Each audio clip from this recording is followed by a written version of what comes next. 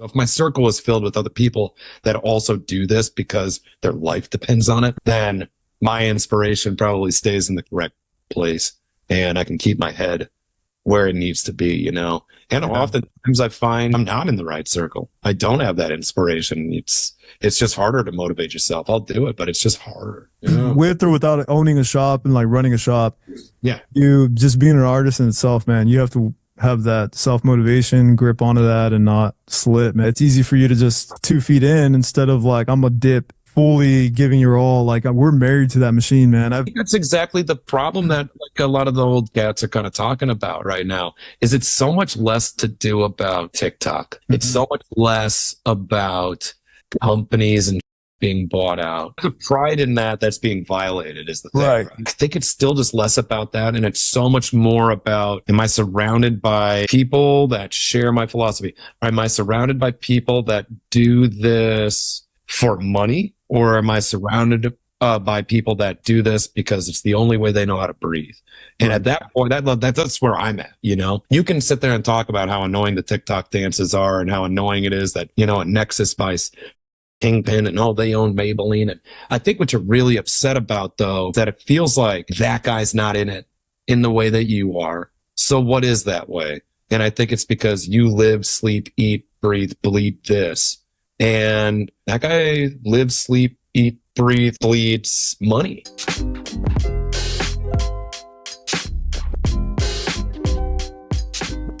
Corona in the hand. Have to. You're ready. Look at that. You still got that gold tooth, baby. Yeah, man. There she is. There it is. What's up, dude? How you been? Good. I mean, it's been a long time. It's been a very long time. What was the last time I seen you? Do you remember? No idea. Couldn't tell you. It's been the last time I saw you might have been Kansas City, no? Maybe. Yeah. Maybe. Yeah. I don't know. We did a lot of shows. We did a lot of shows. This is at the shop then, huh? This is welcome to the shop. Well, there we are. Very good. Fam is doing great. That is that is not the crisis in my life. We got plenty other just things going on always, you know. Right. Fam is always unlocked. It's always good. Kids are good. Wife is good. Everything is good in that realm, which is the important part, I think. That peace of mind. You know what I mean? Yeah. That's nice. The reminder kind of what it's all for, right? You know? Right. The more I've been like talking to a lot of the homies that we've met on the road, it's pretty cool how we've extended that community. Yeah, I agree.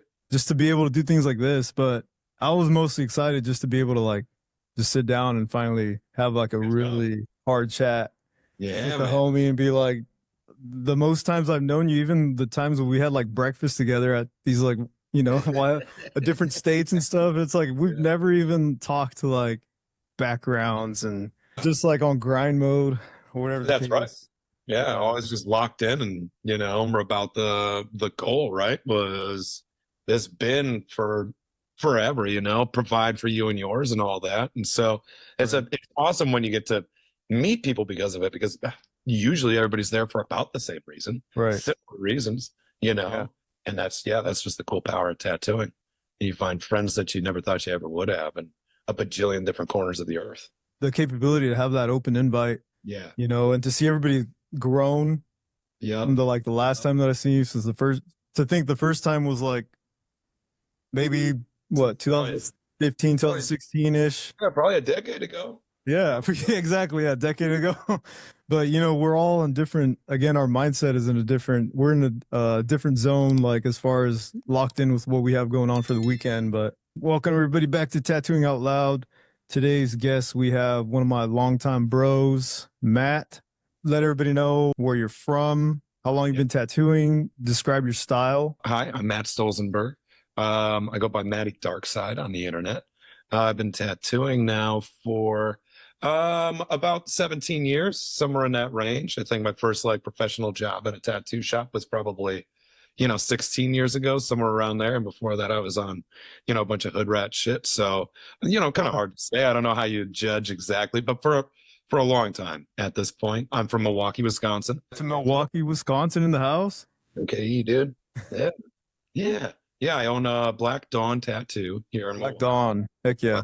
What would you say your style is? Because you have a very, man, your style, like, right. Yeah. it's very different. You have a comic vibe, then you have like that, you stick to that dark side, you know what I mean? Yeah, like, definitely. you have a really cool, what would you describe it? I guess I'd say, I mean, what I've said about it, because we just really, have this drive to kind of compartmentalize it all. In order for us to even understand what is going on, we have to like give it a label of some sort. I tend to call it illustrative, I suppose. Illustrative, yeah. But maybe it's more like a sort of like a neo-illustrative sort of situation, because I definitely pay attention to the rules of like graphic illustration, taking a lot of like influence, of course, from like comic books and things like that. Absolutely.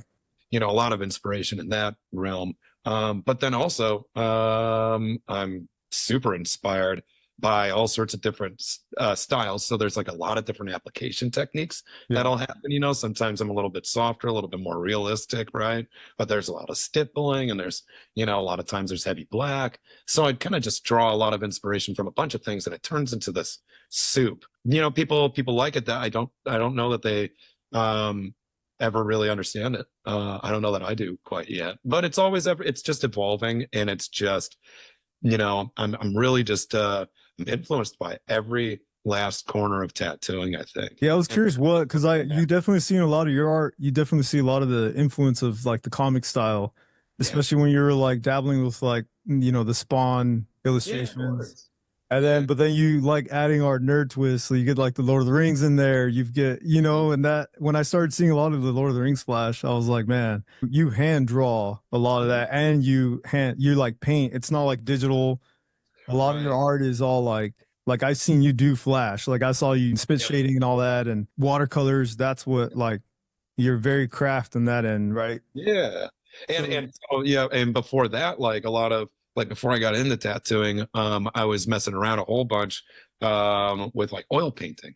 And so I mean, I think that it's just this like drive to create, and from where the influence comes or however I have to apply it, it's just I'm just gonna however it makes sense to make whatever that piece is. There's like a best way to maybe do it, and I feel like I need to be capable of doing it regardless of whatever style I suppose kind of calls to it. So yeah, a lot of times it's just ooh, that looks fun. I would like to create art in this manner. And then with tattooing, it's like, ooh, that style looks fun. I think I'd like to apply tattooing in that manner or whatever. And I mean, a lot of it, I mean, I will at this point, of course, use an iPad and stuff, but so much of it is all still just like brain mush, that just like kind of comes out onto the thing. And I can make it much more rendered these days than I've ever been able to, now that we have,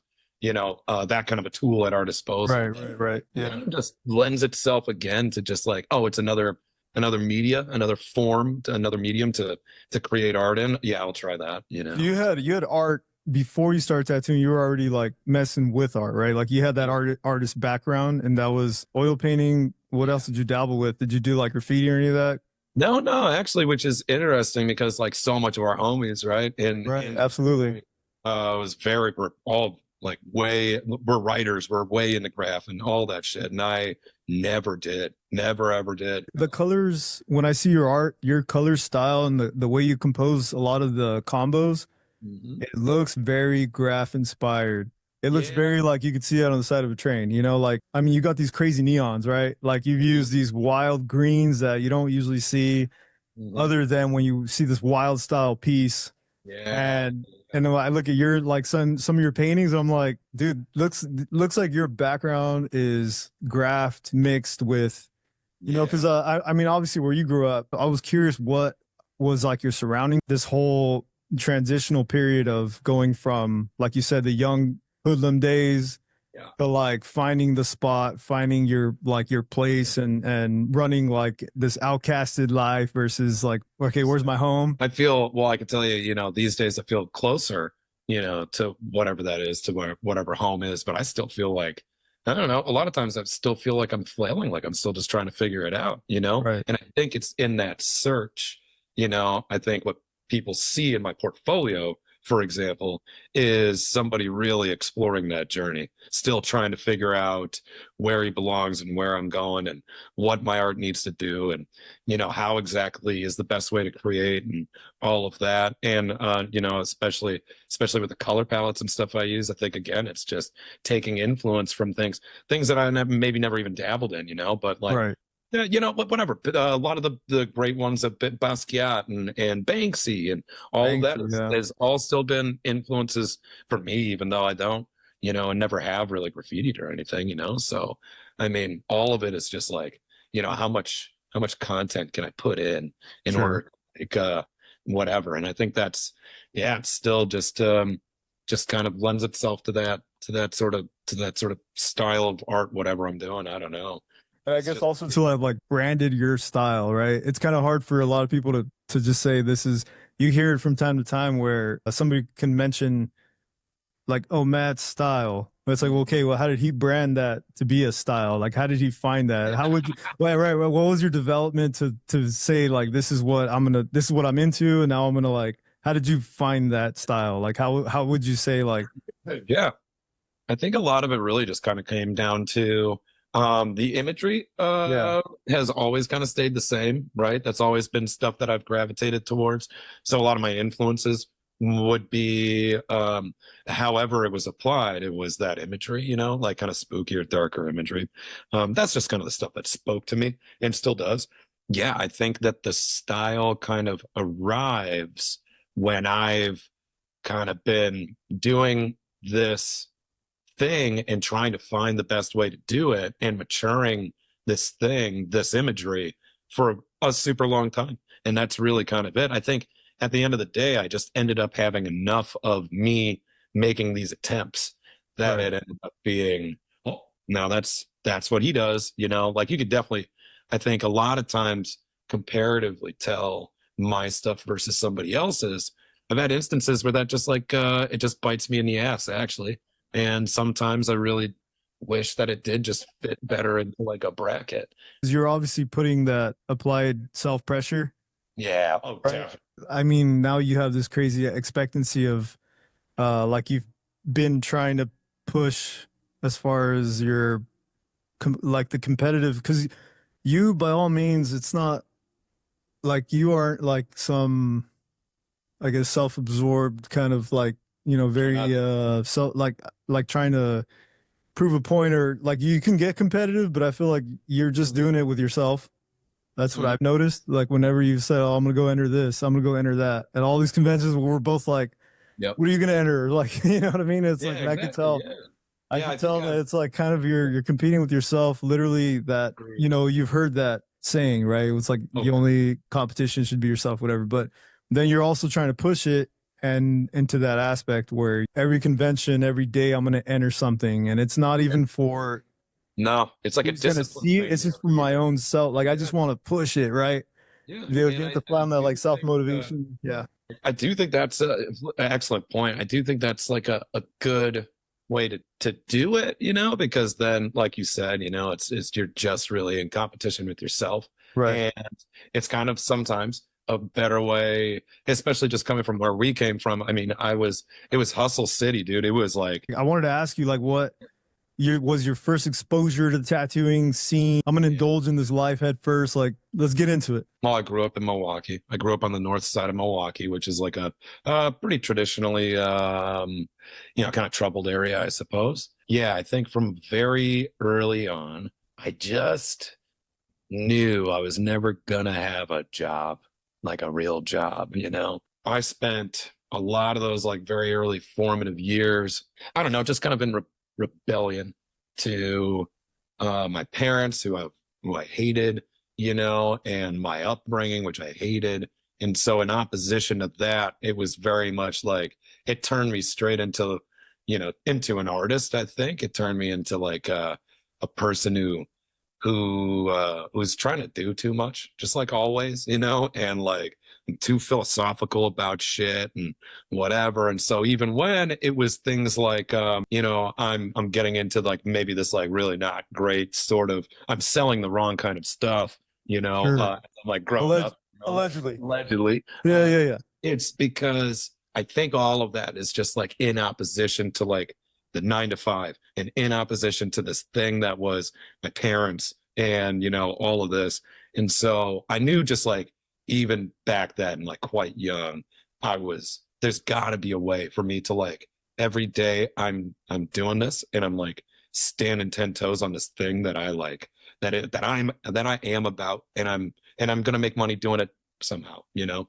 Right. So, you know, if it wasn't one of the many different, like, you know, illegal ways that you probably can, it ended up just being, you know, just other pirate shit, which is tattooing, right? Right. So all the while I'm definitely like painting and, you know, pretty artistic, I suppose. But I'm also just like a horrible student and I'm running away and I'm getting locked up and, you know, this, that, and whatever. And then, so my friend group at the time is just a bunch of just, you know, just like hood rats, and we've got too much time on our hands and we got something to prove to the world. So like we're all getting tattooed just out of basements and shit. Like I had tattoos lasered off by the age of 17. Oh yeah. Yeah. How was it like? So hands, the guys you were hanging with, who would say like, what convinced you to get a tattoo, or what was your mindset at the time? Yeah, a lot of that was just monkey see, monkey do. Okay, yeah. And a lot of that held up through, I mean, I don't know, until I was like probably 20, you know, like honestly, I only started tattooing again, like, especially because of all that, simply because it was like, oh, this is, you know, if you're not selling drugs or something, this is what you're doing, right? Right. And it was very, very early on. It just showed me another, and then this way I could charge 50 cents on the dollar than what these shops in town are charging. And I'll get my hustle that way. And then I'll spend all my money on these bills now that I have as I'm getting older or whatever, and art supplies so that I could do the thing that I really want to do, which is paint, you know? Right. And eventually all of this just like converges into this perfect storm, which looks like, you know, I'm now eventually, it's different friend groups later. It's way different education later just because of life experience and all of that. It's like first finally getting into like an actual tattoo shop. And then I'm taught about the tradition and the history of this craft we're all a part of. And, you know, a big part of me realizes that I've been, you know, just kind of shitting on it, you know? Yeah. You're like part of the, yeah, I'm like part of the problem. Like, right. Yeah. It wasn't about like getting good tattoos. It wasn't about collecting. It wasn't about doing good tattoos. It was about being sprayed. It was about being just like, and so here I am, and I still today look like this fucking mess. What was your first tattoo? Because you know how it follows like with the whole, what kind of, were you listening to like the punk? Because I know you're like hip hop. Yeah. Kid. You had, so did you have like the hip hop influence, the punk? It was all of it again. All of it? Yeah. I've always been like, just like a mutt with these influences. Sure. So, you know, it was very much like a lot of this like very extreme music, which, you know, in any, as long as it was extreme, it really spoke to me. And a lot of that is, you know, a lot of that is you know, gangster rap from the 90s. A lot of that is the hardcore scene, right? I found a lot of community in the hardcore scene, or punk, you know, and all of that. So much of that was that, and everything that I was doing, like really when you break it down, was like at the time, especially, I'm way less punk now, but at the time it was so punk, you know, it was very, like, it was just fuck the man and like whatever, I'll live outside, I'll run away, whatever. I was like, TUI, all the hard, absolutely. Oh, 100%. And so, you know, it was a lot of that, and I found a lot of community in that, but I've also found a lot of community like on the other side of the things, the other side of the tracks, but it's all so similar in my brain, you know, whatever the shit that like Lil Boosie at the time is talking about, he's in the exact same shit that, you know, a Warriors track is saying. He's saying the exact same shit that Black Flag is fucking saying. Agnostic Front. Exactly. We're just on, you know, it's just like maybe this portion comes from Louisiana and this portion comes from like the Chicago hardcore scene. Maybe this portion comes from fucking Compton, you know, and it's that, but we're all kind of speaking about the same struggle. And so all of it was an influence to me for sure. So, you know, I'm getting tattooed like a hood rat out of these basements with a bunch of my like, you know, whatever, like gangster friends, but I'm getting like 666 and a pentagram tattooed on my hand. Right. Yeah. Where do It's I like fit? it's I a don't whole know. different mix. Yeah. They're probably like, oh, so this crazy white boy over here Yeah, trying to dude. get Exactly. But, Yeah. they still let me ride, because Right. You're one of the whatever. homies, dude. You're one of the bros. Yes. Yeah. Yes. Yeah. So there's so much influence and all that. But I think again, it all just kind of speaks to the same thing. And I've lived a lot of my life like that. And it's served me to have just friends on all sides of the tracks and take influence from all of those sides. It all ends up helping me kind of say this thing with my art, that, it's interesting. You look at it and you're like, I don't know what it is, but you know that it's saying a thing. And I bet you that thing even speaks to you at points. For sure. But yeah, it's just like covered in this, I don't know, it's this style that is so influenced from all these bonkers areas. Right. No, you're right. It's all these different the angles of like culture, but yet Yeah. it's all the same. And we still see that to this day, especially in our community where the homies that I know grew up in the hood Yeah.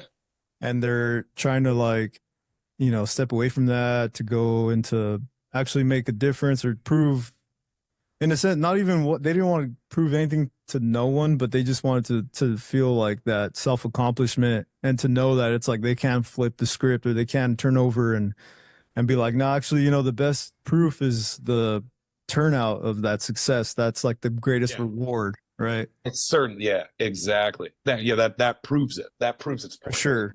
That's why I think I kind of shadowed that when I would see like thinking back now, the times that we would go meet up by a stage when they're announcing certain competitions. And I know there's a lot of like I don't know if you want to say like its own stigma or stereotypes with the whole like, I mean, you've heard it all, the tattoo competitions, right? So it's like, we get it.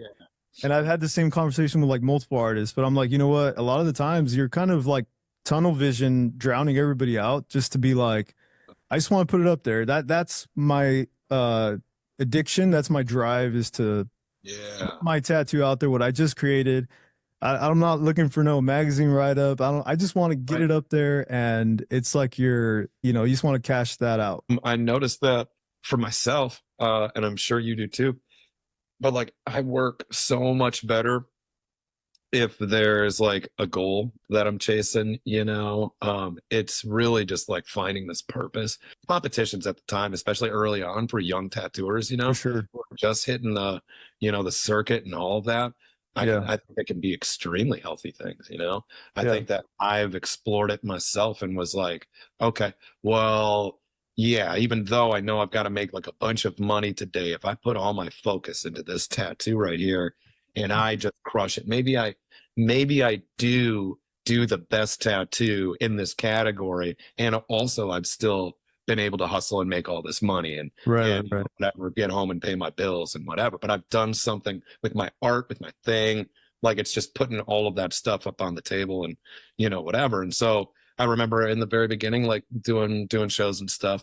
I remember getting like my very, very first trophies and thinking like, whoa, like, all right, so now my goal was get a trophy at a convention. Now my goal is get a first place in this category or get a trophy at this convention. I remember there's a time when I think I stepped outside of one of the convention centers and taking like a smoke break, and we were talking and you were like showing me the progress of a picture. I won't forget this. You said, I don't know if you remember this, but you were like, dude, I think I sacrificed all this grind and I'm just like trying to, I think like from what I understood, what you were trying to tell me was like you saw these clients passing by and you're trying to book them for the next day because you're like, this is a competition piece.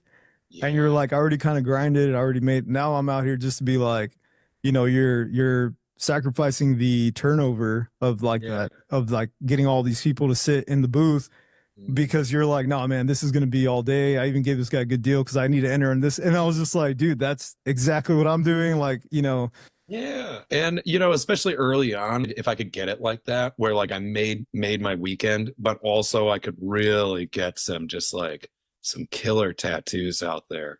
I thought that was like, that was perfect balance. At the time, I also had very different money goals. Like the money goal was like down here. Now at this point, if I'm doing a show, it's higher. Like, that has to adjust to like, there's a lot more going on.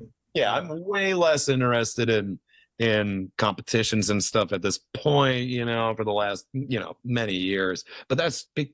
But all of it served its purpose, you know. It's just a gear shift. Yeah, you're just It is a shifting gear shift, and that's Yeah. and that's exactly it. Gear shift, and it, you know, it really served me at the time because then I learned how to do, you know, so often, like especially when you do your very first show ever, you're just not going to do a good tattoo. Every last one of them is fucking dog shit, you know, and then you're like, Turn and wow. burn, baby. Yeah. You know, and I'm the kind of guy that feels awful about that at the end of the day, you know. And I'm like, yeah, I got all this fucking blood money now in my hands. Like, Yeah, the blood. Shout out to Blood Money Irons. Hey, not the blood money irons. hey, But you know, yeah. it felt like weird, you know. And then you learn. It's just another thing to learn. It's another goal to achieve.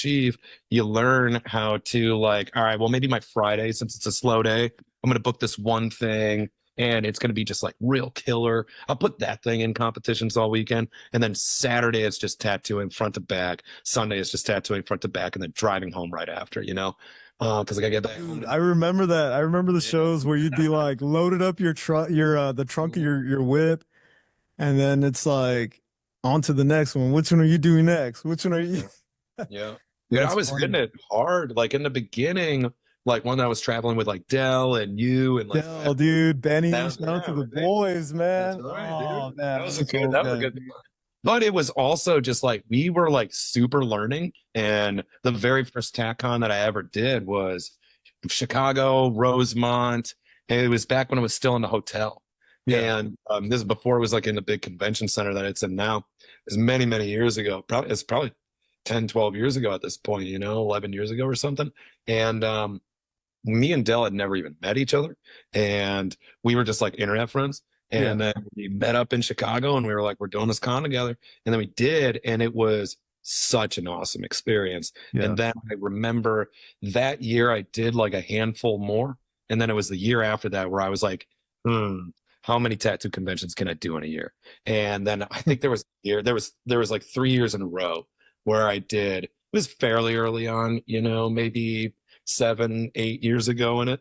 And I did 34 shows a year for three. Yeah. We talked about that. I remember we talked about it. I want to say it might have been somewhere where we were hanging out together in DC and you're like showing me the lineup. I remember you had like notes or something. You're like, yeah.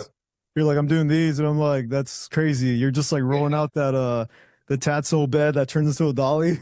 God, dude. You know, you're just like rolling that thing out. Yeah, I hate them now. They're so heavy.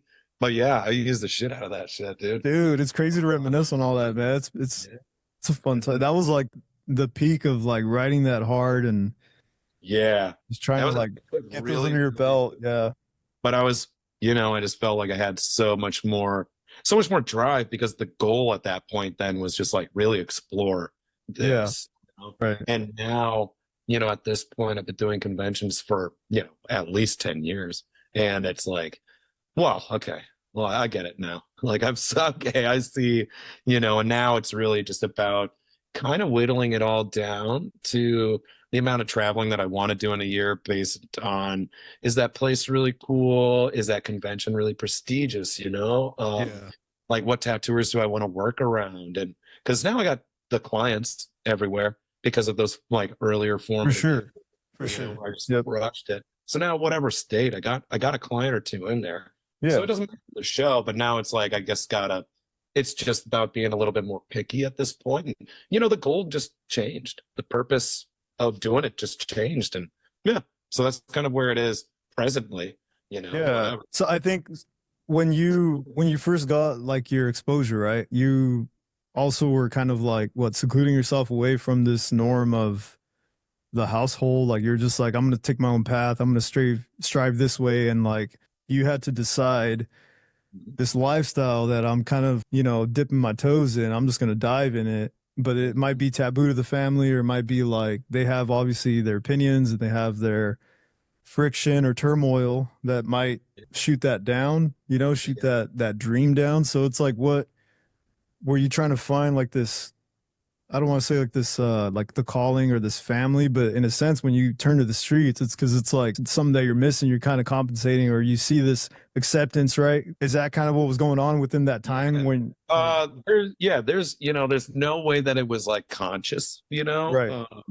But 100%. Like in that exact, time period, probably last, like 12 years or so. I've spoken to my parents an amount of time that I can count. You know what I mean? Like, it is, little to zero. And it's like, I think that was the exact same thing. Like when I was at home and growing up, that's why it was, oh, runaway. And it was like this hood rat shit, or it was this hardcore crew shit, or it was, and so likely finding, I'm probably always on that search, where I'm like just like filling this hole in my heart, Sure. Yeah. This void. Yeah. Yeah, man. And that's probably what it is. But there just hasn't been another that's been so beneficial, right? Because now I can pay all my bills, and now I have friends in every corner of the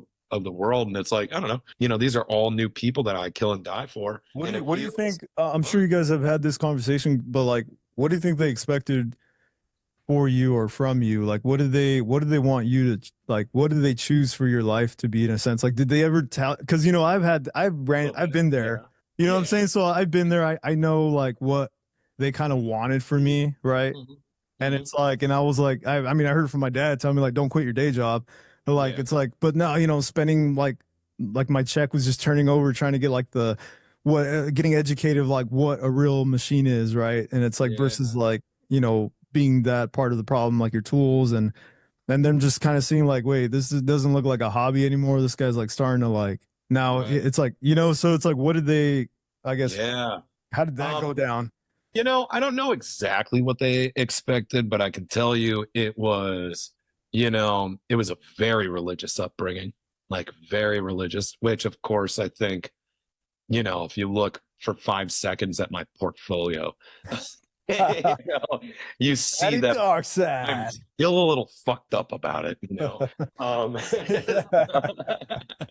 I'm like, dude, I miss you so much. This is so funny, dude. It's a bond that you and I had that was like beyond all that. That is the family I'm talking about, right? Because you and I, or me and whoever, me and Dell, Dell's another one that like coming up changed a lot.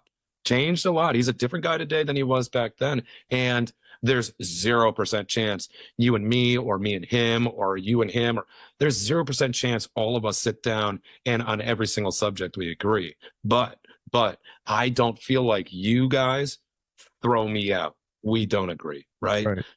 And that's the thing, is I've felt that from every other fucking corner of my life, especially at the time, that it took, this bridge between, which was tattooing, and then even more specifically ended up being like traveling the circuit to like find people that permitted me in that way and still liked me, regardless of my whatever choices I'm making, or how obnoxious my fucking shit is, how loud I am about a stupid thing or whatever the fuck, and so it's that shit where it's like, I think that's a brilliant example of how endearing the tattoo community can really be. You can really, really find family in it, and that was such a great point, I think, to bring up. That's probably exactly why I did a lot of it in the first place.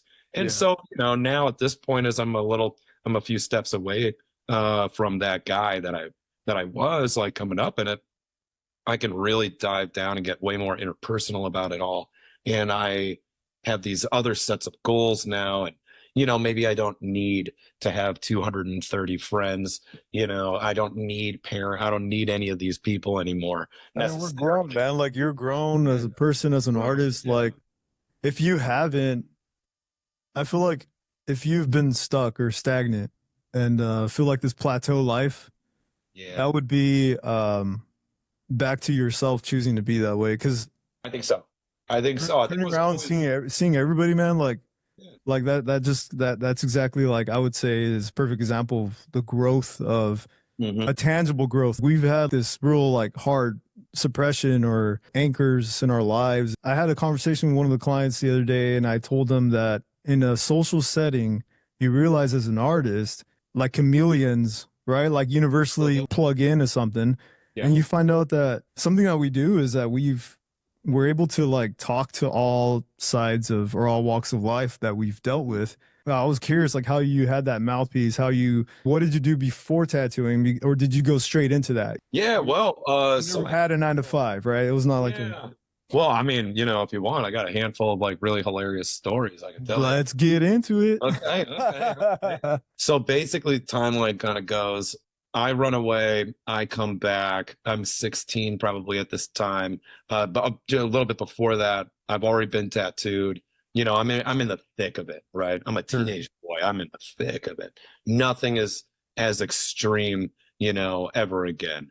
It is like so gnarly at that point in my life. No one can hear me. I am abandoned and neglected. When I'm not abandoned or neglected, I'm abused, I'm traumatized. That's like how the world feels, right? Way I come back, whatever, then I get locked up for 13 months. Then I come out, then I am like, all right, well, how do I be a normal person? And then I really felt like trying to put on like a human suit. It felt very strange. And so now I'm 18.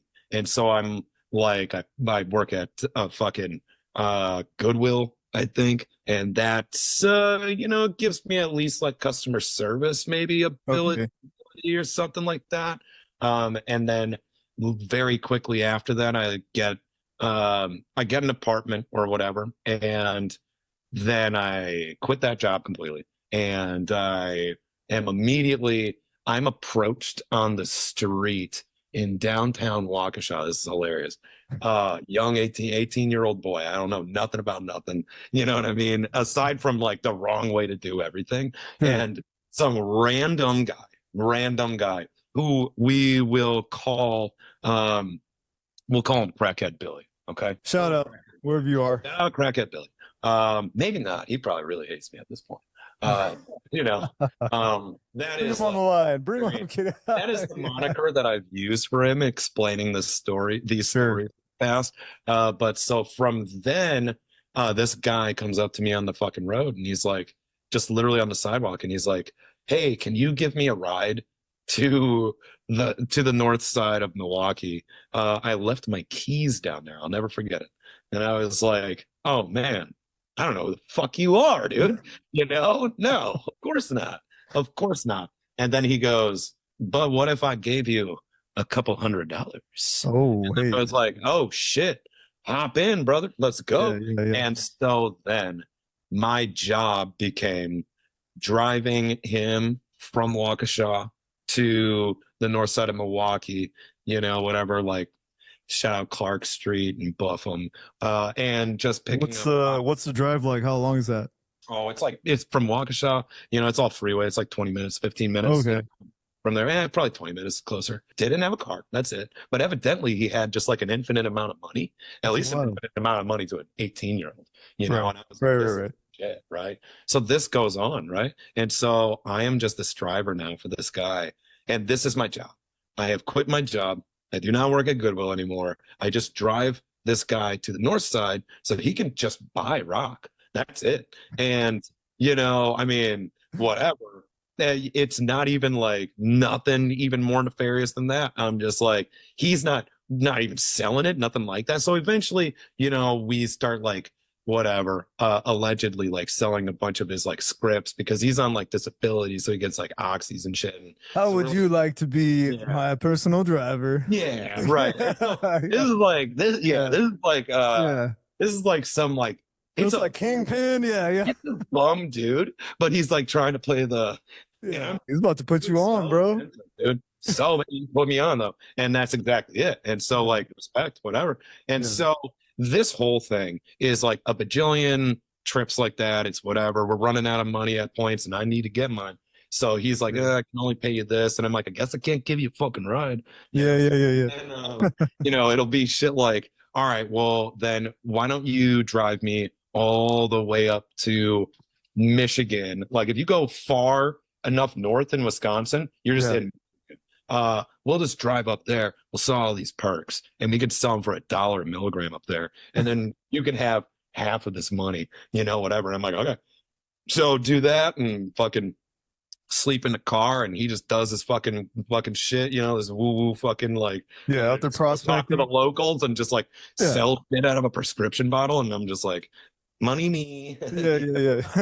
Whatever. It's shit like that. And then eventually, you know, all that runs out. And then it's like we're hooking up with like weirdo friends from his past, you know. And so now we're like buying a bunch of pistols off of these guys, and then we're going to the north side and we're selling those. And all of this is just so that Billy can maintain his crack addiction. That's wild. Again, that's all it says. It is just a perpetual hustle so that he can smoke crack. And I'm just like with him the whole way. You're just like, dude, I'm in.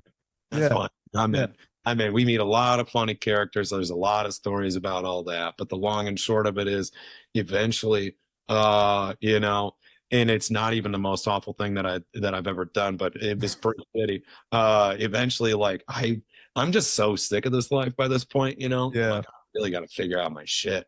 And so, you know, I mean, I go over to his house and for the usual thing and pick him up and drive him to Milwaukee and, you know, go grab some fucking rock or whatever.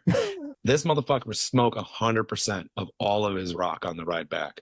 And it is like not that easy at the time, it seems like, you know, at least in the ways that, you know, that he was kind of doing it to like, because he doesn't for some reason have just like his designated crack smoking pipe. He is just buying these like aluminum fucking things and then putting steel wool in the back and then just like cracking these rocks with this fucking torch lighter. And that it's just like DIY. And it's like, man, you do this so much, you should have like a rig, you know? Like, right, dude, get a little more established, guy. Come on, get it together, bro. I know like how much money you're like generating, you know, like because I'm benefiting from it. Like you can do this probably better, maybe.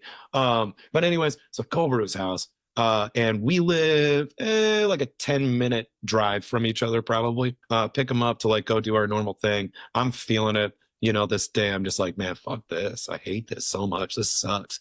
You know, and especially like some of the things that you're seeing while you're doing this, it's just like pretty fucking awful at points, you know? And I'm starting to feel it's just all just like heavy on my heart. And it's all just like this, I can't maintain this, you know? Eventually the does run out, you know? And then he's like, oh shit, I forgot I got to go grab whatever. So then he leaves the car, goes back in because he forgot something. I don't know, his phone or something. And on the passenger seat is his wallet with all of his money in it. And I was like, today's the day. And today's the day. That was your sign. Right off, and I stole all of his shit. And then I went straight to my house, to my apartment with all of my fucking homies in there. All these just fucking hood rats, locked everything up like a piece of shit. And then I swear to God, when the second that I get into my house, I hear rocks hitting the back of my window and I go to my window and Crackhead Billy is already there. Whatever, that essentially sorts itself out. Like I end up having to pay like a friend of his, like some money for robbing him really. And the guy just he was like, I'll get him off of your back, really. He was the muscle that sometimes we would bring. Oh, and yeah. he was like, I'll just get him off your back and he'll be straight, but you owe me some of his money that you jacked. Sure. That's fine. Yeah. I'm like, I'm not on the kill list. Good. Here you go, bud. You know, whatever. So then the second that all that is done, I have in this interim time, I've applied at Guitar Center. Okay. To be like a sales guy there. And I've gotten a call back. This is probably why I just like jacked that dude's money and just like quit. Yeah.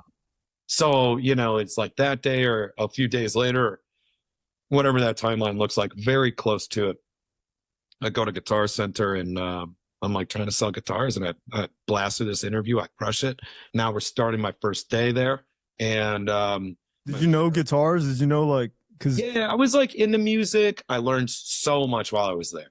But I was just like into music. It's like being kind of into painting and then like you work at like an art store. Like an art store, yeah. Yeah, you know, and then you're like, oh, now I like get it, you know? Yeah. So like, that all matured and I was there for about a year probably. But yeah, I get there to this to day one, right? Very first day, 8 D-Techs come in and they're all talking to my manager. And I remember his name was Scooter. And so then they kick Scooter out of his office and then they bring me in because all these D-Techs are like, we have you on this, on this, on this, on this, on this, on this. We're going to fuck up your life. Right. It is about this time that I have found out that I am now pregnant with my first baby. Well, my girlfriend at the time is right. daughter. And I'm like trying to leave this life behind me and all this shit. And day one, starting my first legit job or whatever, I'm fucked, dude. I'm fucked. Oh my God. So these 8 D-techs are like surrounding me in the manager's office. And they're all just like, Guitar Center. Guitar Center. Yeah. It's open. There's customers everywhere. I mean, it is like crazy. And they are just like breathing down my fucking neck about all the terrible things that is about to happen to me. Because they're on top of it, basically on top of all of the shit that they like supposedly had, which surely they didn't, and I was just like, nah. They just have my ID because sometime I'm like a big dumb idiot and we just had taken all of his friends' jewelry and sold it at jewelry store. So they actually had to have your ID or something. Yeah. So fucking Billy was like, "Oh shit, I forgot mine. Matt, you want to use yours?" And I was like, "Definitely," because I'm stupid. Sounds like a good deal. Yeah. So then the D-techs basically came in and they were like, "We know who this is. We think we do. We really just need you to confirm it. Otherwise, all of this it's a 15-year bid you're about to do." And I was scared out of my fucking shit. So like a big old piece of shit, I ratted so fast. I was like, nope, he did it. Fuck him. Right. I'm trying to clean up my life, all this shit, you know what I mean? And then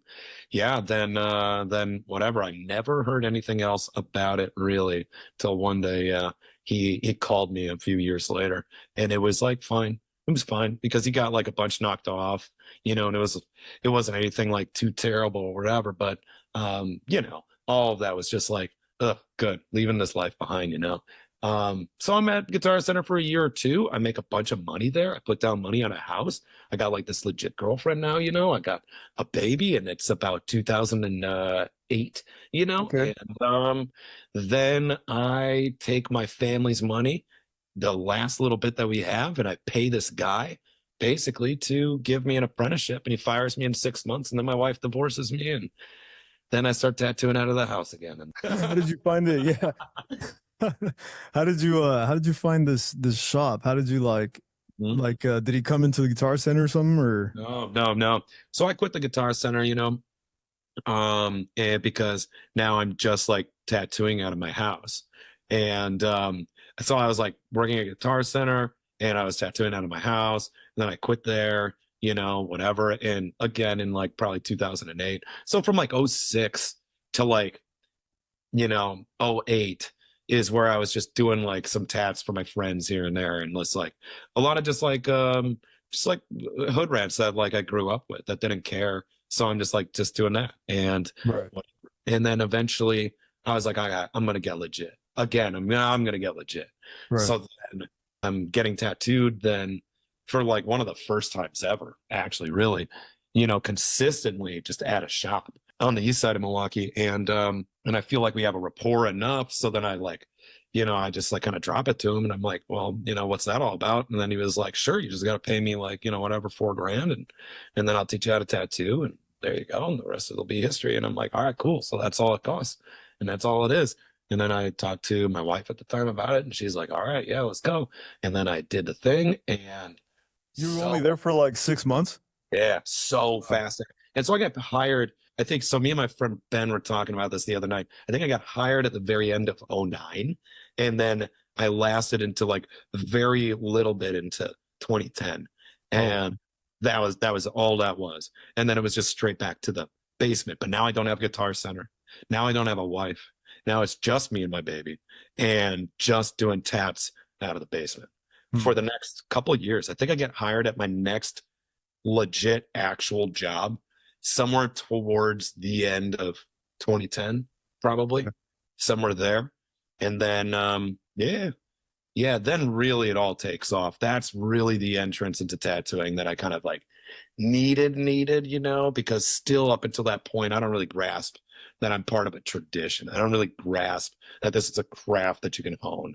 This is all still just like, you know, this is just you're looking for a hustle. Like this is like you're your way to make money. It's a way to make money that I think is fun. You know, I don't really get all of that shit, you know. And as far as like, you know, out of the house tattooers go, just like scratchers, you know, I was like, you know, I'm like pretty up there. I'm like doing pretty cool stuff, you know, but still all of Milwaukee is just like doing cover-ups. So nowhere in Milwaukee would hire me. No. And then I had to have like 15 fucking roommates in order to pay this goddamn mortgage I got myself into. For sure. Yeah. Bills. And, you know, whatever. It's just me and my daughter now, and she's 3, 4. And, you know, it's like, you know, especially early on, it's like, I don't know how many tattoos I got to do to buy these goddamn diapers. This sucks. How old were you at the time when she was like 3 or 4? Yeah. When I had her, I was 19, turning 20. So then by this point, I'm 21, 22, 23, very early 20s. Yeah. That's similar to me. That's like when I had my first kiddo, I was like 21, 20. Yeah. Especially like being a felon and stuff like that. It motivates the hell out of you, dude. Like that, you know, for sure made like just with Rain, like my daughter being on the precipice. Once I knew she was coming, you know, in whatever, in like 2008, you know, once I knew, or end of 07, I was like, okay, I got to like really sort out my life. You know what I mean? And then I fucking did. And then it was just like, okay, well, if you want to do this, like this shit, you want a tattoo or whatever, because you're like an artiste. If you want to do that, like you got to be able to do it like legit. You got to be, you know, you're probably doing it the wrong way. And having those, I've always been very capable, I think, of like having those kinds of conversations with myself, you know, and there's never ever in my life been a better motivator than, well, what do your kids think, you know? Are they fed? Are they, you know what I mean? Are they sleeping comfortably? And for a little while there, me and Rain, we were not, you know, we were sharing a bedroom, and like, you know, it was just like and there was like just people in and out of the house all of the damn time. It was just it was nonsense, you know. That is not what that is anymore. So it's like, you know, achieving all these goals. I feel like you and I have a huge parallel of how we started and what was like against us as far as what was our I had a could have gone wrong, you know. All gone wrong. right. It's funny because like yourself and like all the other artist homies that we've spoken, man, it's so crazy how it kind of writes itself when we talk and we sit and we're just kind of like, this is my start, this was like my first, you know, get into the industry, and this is what I had going on, this is what I didn't have going on. And a lot of that, like, I'll tell the next guy that comes in and he's like, you know, I want to learn to tattoo. Like, I don't know if you ever had a client that after so many years of tattooing this client, they're young, let's just say they're young, and they're like, no kids, no, like nothing. And they're just like, you know what, man, I'm thinking about doing this, man. And like your instant reaction would be like, why? Right? Like, why, dude? Like, why do you want this life? Like, what makes you think, like, is it just because you like art, or is it just because like, by all means, I tell people, I don't like divert them to be like, or put them down. I'm like, dude, absolutely, you should do it. Can I apprentice you? Absolutely not. Your first job, though, I think, is to challenge them, right? I mean, it's a little bit like talking to someone that just has a girlfriend and you have a wife and a mortgage and 3 children. It is like, oh man, I don't understand. Your problems are like not even minute. Oh my God, you have no perspective. You know what I mean? And not that one is better than the other. It's not like that. You know, that's not me being judgy or shitty. It's not like, no, this is like your own. Like, what the fuck do you have on the line? Like, I love that. People didn't text you back. I love that. Yeah. I don't give a shit. You know, like, so what do you have on the line is the greatest quote ever, dude. Like, what do you have on the line? Why does this matter so much? Because it's life and death. You're going to get great at this thing. If this is just, it feels like this is your hobby. And, you know, I could tell you the worst tattooer I ever have been was when this was just a hobby. You know, the second that it became life or death, then it was like, you know, it was like the second that both feet in the fucking water, now I learned how to tread water. You know, You can't just like casually. And if you do just casually, it's like, I don't know. I don't think you got enough shit in the game. It's shaky. I feel like if you're not, you got to be more in than out, if anything, all in. Because I think that's what I was like. I bet everything on this. Like, I bet it all on black. You know what I mean? And it's like, and this has to crack. You're unsatisfied with life to the degree where it's like, this will really fucking kill a man, because you start doing desperate things. You start hanging out with like, your circle becomes a very different thing. And it's like just reaching for that positive it ends up being tattooing. And it's like, I have so much respect for it in that way that it's saved my life probably once or twice. For sure. So, I won't disrespect it. And then it's like, oh, if you feel like you can casually do this. There's still a lot of your own roots that were like you said, tradition. Exactly. Yeah. And that's where you're trying to people like you're still like embedded to that. I'm still tied to this tradition. There's a whole new rewrite of that. There's a whole new version of that tradition. Because now it all comes down to like personal views of a person that wants to run the shop or their own system. And it's like a lot of the tradition got cut out. The backlash or the arguments of when they're doing like the tiny tats or or you know what I'm getting at with like the whole like you see the trendy stuff, right? The tiny tats. And I was like, my other artist was one like these salon chicks are like doing. I'm like, wait, what's going on now? Yeah, because I'm like, oh, that's crazy. And then I just keep going. You know, I get also taking tattooing at points just too seriously because we're all just drawing pictures on people. Whatever. I get it. I'm not the end all be all when it comes to that. But I do think that my my moral compass kind of just aligns into this place, which looks like if you're going to be on the ship that I'm driving, like we've got to have our opinions have to be aligned a little bit in this range, that's what oils the wheel. You know what I mean? So I'm not going to require that of every single tattooer that I meet. Maybe I require that a little bit out of the people that I work with daily, the people that I personally hire. But it's also I'm okay breaking bread with every version of what this is, so whatever, no worries. I am the kind of guy though that needed this to be a life-saving sort of situation in order for me to take it as seriously as I did. Fix things that changed things in my life, right. So it's profound to me. I don't even think it has to be profound to you for you to be a great tattooer, but I do think, you and I then don't probably hang out all the time, Right. And so whatever. There are, I think, a lot of tattooers out there that just like, especially in this day and age, they wake up and they're like, I guess I'll just be a tattooer today. And then they tattoo better than I did in the first 7 years of my tattooing. And it's like, yeah, okay. You just got it. You have the resources, you have the inspirations, you have the tools, you have everything just at your fingertips. So you're just like a savant also. You're just great. And sure, maybe you care about it in a different way or less or whatever. Right.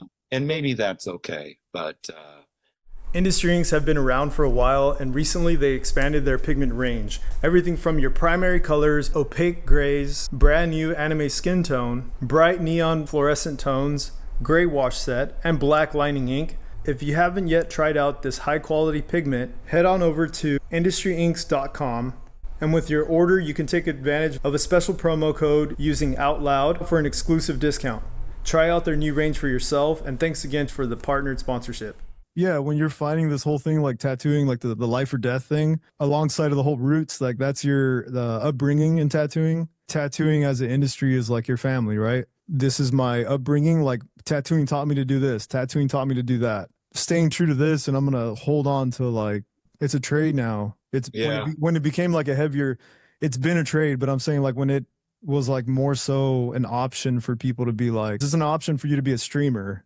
Yeah. Like you can be a streamer now, you can be a gamer. It's that hustle, and that's like, I'm never going to not be, some version of that guy, Right. where I like show up at your door and I'm like, hey, I'm trying really hard. Please give me money, and that's just it, Who's your internet provider? Yeah. I'm going to just try real hard.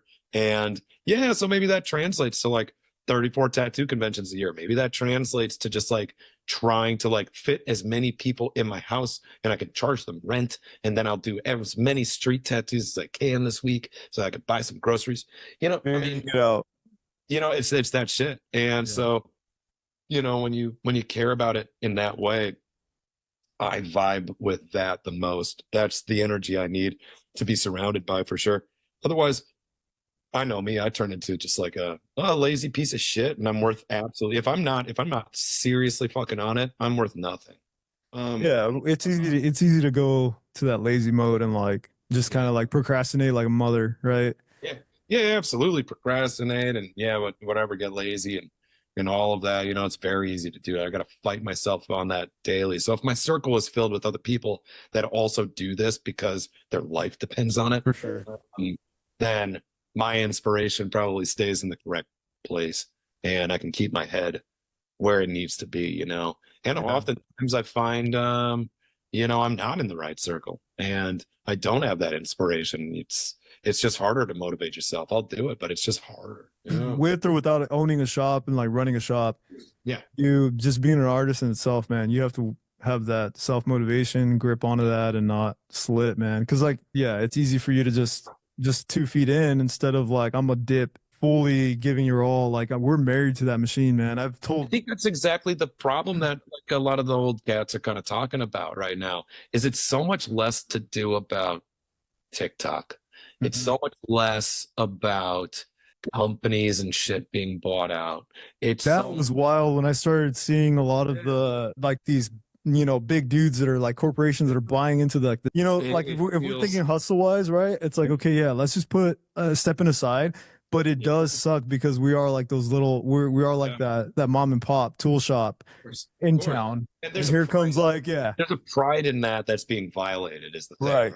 But I think it's still just less about that, and it's so much more about, am I surrounded by people that share my philosophy? Am I surrounded by people that do this for money, or am I surrounded by people that do this because it's the only way they know how to breathe? And at that point, that's where I'm at. You can sit there and talk about how annoying the TikTok dances are and how annoying it is that, a Nexus buys fucking Kingpin and they own Maybelline. And I think what you're really upset about, though, is that it feels like that guy's not in it in the way that you are. So what is that way? And I think it's because you live, sleep, eat, breathe, bleed this. And that guy lives, sleep, eat, breathe, bleeds money. That's like what he's in it for. And, it's a brilliant way. It's the only way that I want to ever do to pay my bills and to support my people. But if I didn't need money at all, I would still be right here. I know that. For sure. And I don't think that's the same maybe for a lot of people coming up. And it's like, that's probably exactly the issue. Maybe. I don't know. Again, I'm not even going to pretend to know. Yeah, it kind of sucked to see that with like a lot of the actual tattoo forums, like the guys with our groups, like the tattoo groups, or like the actual like the OGs, right? Where like I understand, I get it, and I was kind of like dumbfounded when I found out it's like these company, like you like call it whatever you want to call it. It's kind of like that sellout mentality, like that sellout thing where it's like, dude, that's the thing, is it's like this difference in philosophy, because I also know people that have done very similar things. Right. It doesn't feel like a sellout. So why, so it's approached in these different ways. And if you can just tell that it's just this money grab, it's like, nah, it sucks. If you could tell that it's not because I want to better tattooing. Oh, this sucks. Kind of a complicated subject in this day and age, right? It's tough, man. It's tough. I know that there's issues that I have with a lot of that. And there's issues that a lot of the people that we know and idolize and all of that have with a lot of that. And I listen to those people, at least a little bit, What's like the common talk? I think the biggest shit is these kids these days. I'm really in a position to hear that just so much. And it is like a bunch of just 1-year tattooers and stuff that, they don't know the game, and they're not in it for the right reasons. But they're tattooing better than you ever did. And, it's all that. And that's, I think, a perfect example maybe of when it's like, well, when we think about it, just because this person isn't in it for the exact same reason you are, does that mean that they are wrong necessarily? Maybe not. Are they being respectful? What is not respectful about doing better tattoos with better machines, better equipment than was ever provided to us? Right. You know? Right. What is wrong exactly about that? Oh, it happened too quick. Well, I know for one, I don't think that I did a good tattoo in my tattoo career. At least until 5 years in. At the very earliest, 5 years in, I maybe did a decent tattoo that I still can see today and be like, yep, that was right. Like hit the marks, you like knew everything was started clicking. Yeah. So that means I spent 5+ years, 5 like documented years. And then before that, I mean, I just been doing hood rat shit with my friends. The solo, And just making a fucking mess all over my fucking city. Yeah. It's like, well, who here then was more respectful? Right. Was it this girl that just got a job at this shop who's been tattooing for 6 months and she does clean and good tattoos, but just maybe has the wrong philosophy because her perspective is the perspective of a young person? Or is it this guy who's been doing it now for, about 17 years, and like a huge portion of those years were spent making wounds on people, inflicting damage? One feels better than the other. For sure. One definitely put in more time and effort and work. The other one we haven't allowed to. So that's tough. The 6-month apprenticeship that the guy just kind of took your money. Did you pay him in full already? So I had paid, this is funny. I love that you bring this up, actually. I paid him. He told me, I think he said that he wanted like $4,000. Maybe it was $4,000 or maybe it was $3,000. So then the day came and I was giving him all the money and he was like, no, just give me 2 or just give me 3. He knocked off $1,000. And I was like, oh, okay, cool. And then he was like, and then what you'll do is you'll like work off that last 1,000. And I was like, okay. I mean, I'll just meant that all the tattoos you did go to him, kind of thing. The cut? No, not even. Okay. Still let me like take he had me lining for 1 month, and had me shading for 1 month, and then after that, I was just on walk-ins. We're all like that, dude. Certified. Oh yeah, dude. And I mean, very good day for me. I was let's go. I knew I was such a great artist. Dude, that's wild. Yeah, you got to clock in at 1,000 hours. Yeah. Dude, I was just fucking raw dogging Milwaukee. Hell yeah, no Vaseline. Dude, it was awful. But yeah, then we changed the name of the shop, and actually, it went from this name to this name. So he had me paint the banner up top, and it was a lot of the sign up top. And so I remember I put painter's tape around the bolts that were bolting it into the building. And I put this paint on those bolts because that white for that didn't match the background. So whatever, I was just doing it clean. And then I was like, well, take this off in the next couple of days because, it'll probably peel up the paint since it's just acrylic on wood. And I mean, there's no varnish, there's no nothing on it. It is just going to come right up. And he was like, cool, yeah. So then the next time that I came in, the painter's tape was still up. It had been a day or two. So then I went out there, I got on the ladder, took it down, ripped off a little bit of the paint, on a couple of the bolts. And I was like, all right, whatever. So I went inside, was going down to the basement to go and grab the paint and just do the touch-ups, not a big deal. Super not a big deal. I thought. And he lost his mind. Threw like an open fucking Red Bull at me. Whoosh, across like a couple of clients. I felt so fucking disrespected. It was insane. I lose my mind on him. He loses his mind on me. I don't know. I quit or I'm fired or however it is. The point is that night I'm like, me and all my fucking goons are going to break out every fucking window in this bitch. Oh, yeah. So then we, you know, whatever, we go home, I go home, whatever. I like pack all my shit. I get out of there. Fuck this guy, you know, I'm like so upset. It was so embarrassing and whatever for such a little fucking thing. Never did he ever touch up the paint, which, you know, as the whole thing. No common courtesy. Yeah, yeah. What's up, dude? You know, I just like a protection. feeling, you know, like through the years, I was like, dude, you should have just fucking.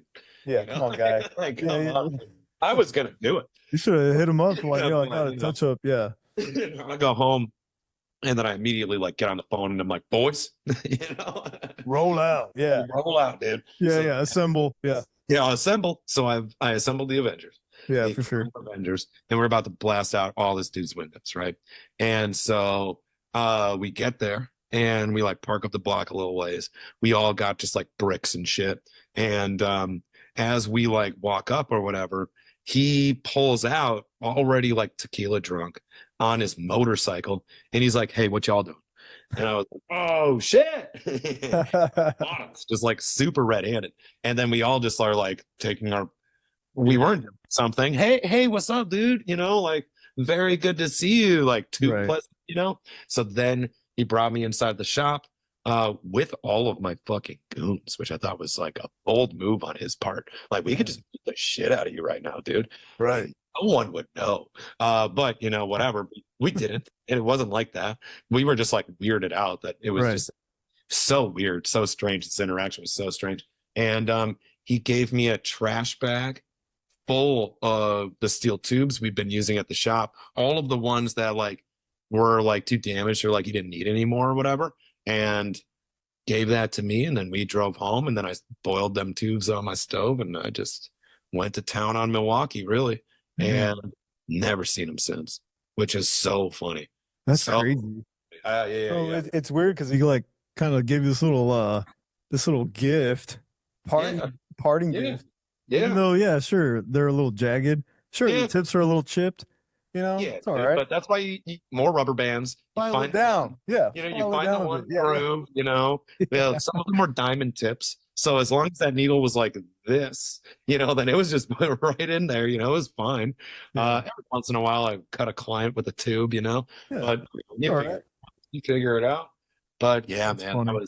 that was fucking wild ass shit. Anyways, it was then at that night where he told me that I also owed him $1,000. Oh, great. As we were leaving, I was like, oh, But so, like, what really did you learn though? well, I could tell you because there was other people working there with me at the time. My dear friend Ben Renane, he was working there with me at the time. He's now the owner of Goodland Tattoo, which Okay. was shout out Goodland Tattoo in Milwaukee, which was that shop. So he eventually just took it over. He just kind of redid it his own. Yeah, after he also had a falling out with the exact same guy. And Goodland fucking rips, dude. It's great. But he was there at the time. And to be honest, I don't know that I learned anything aside from when I was doing my very, very first walk-in, like legal walk-in. Here's my tattoo license, and I'm going to just like go right into this guy and do the whole tattoo and make money.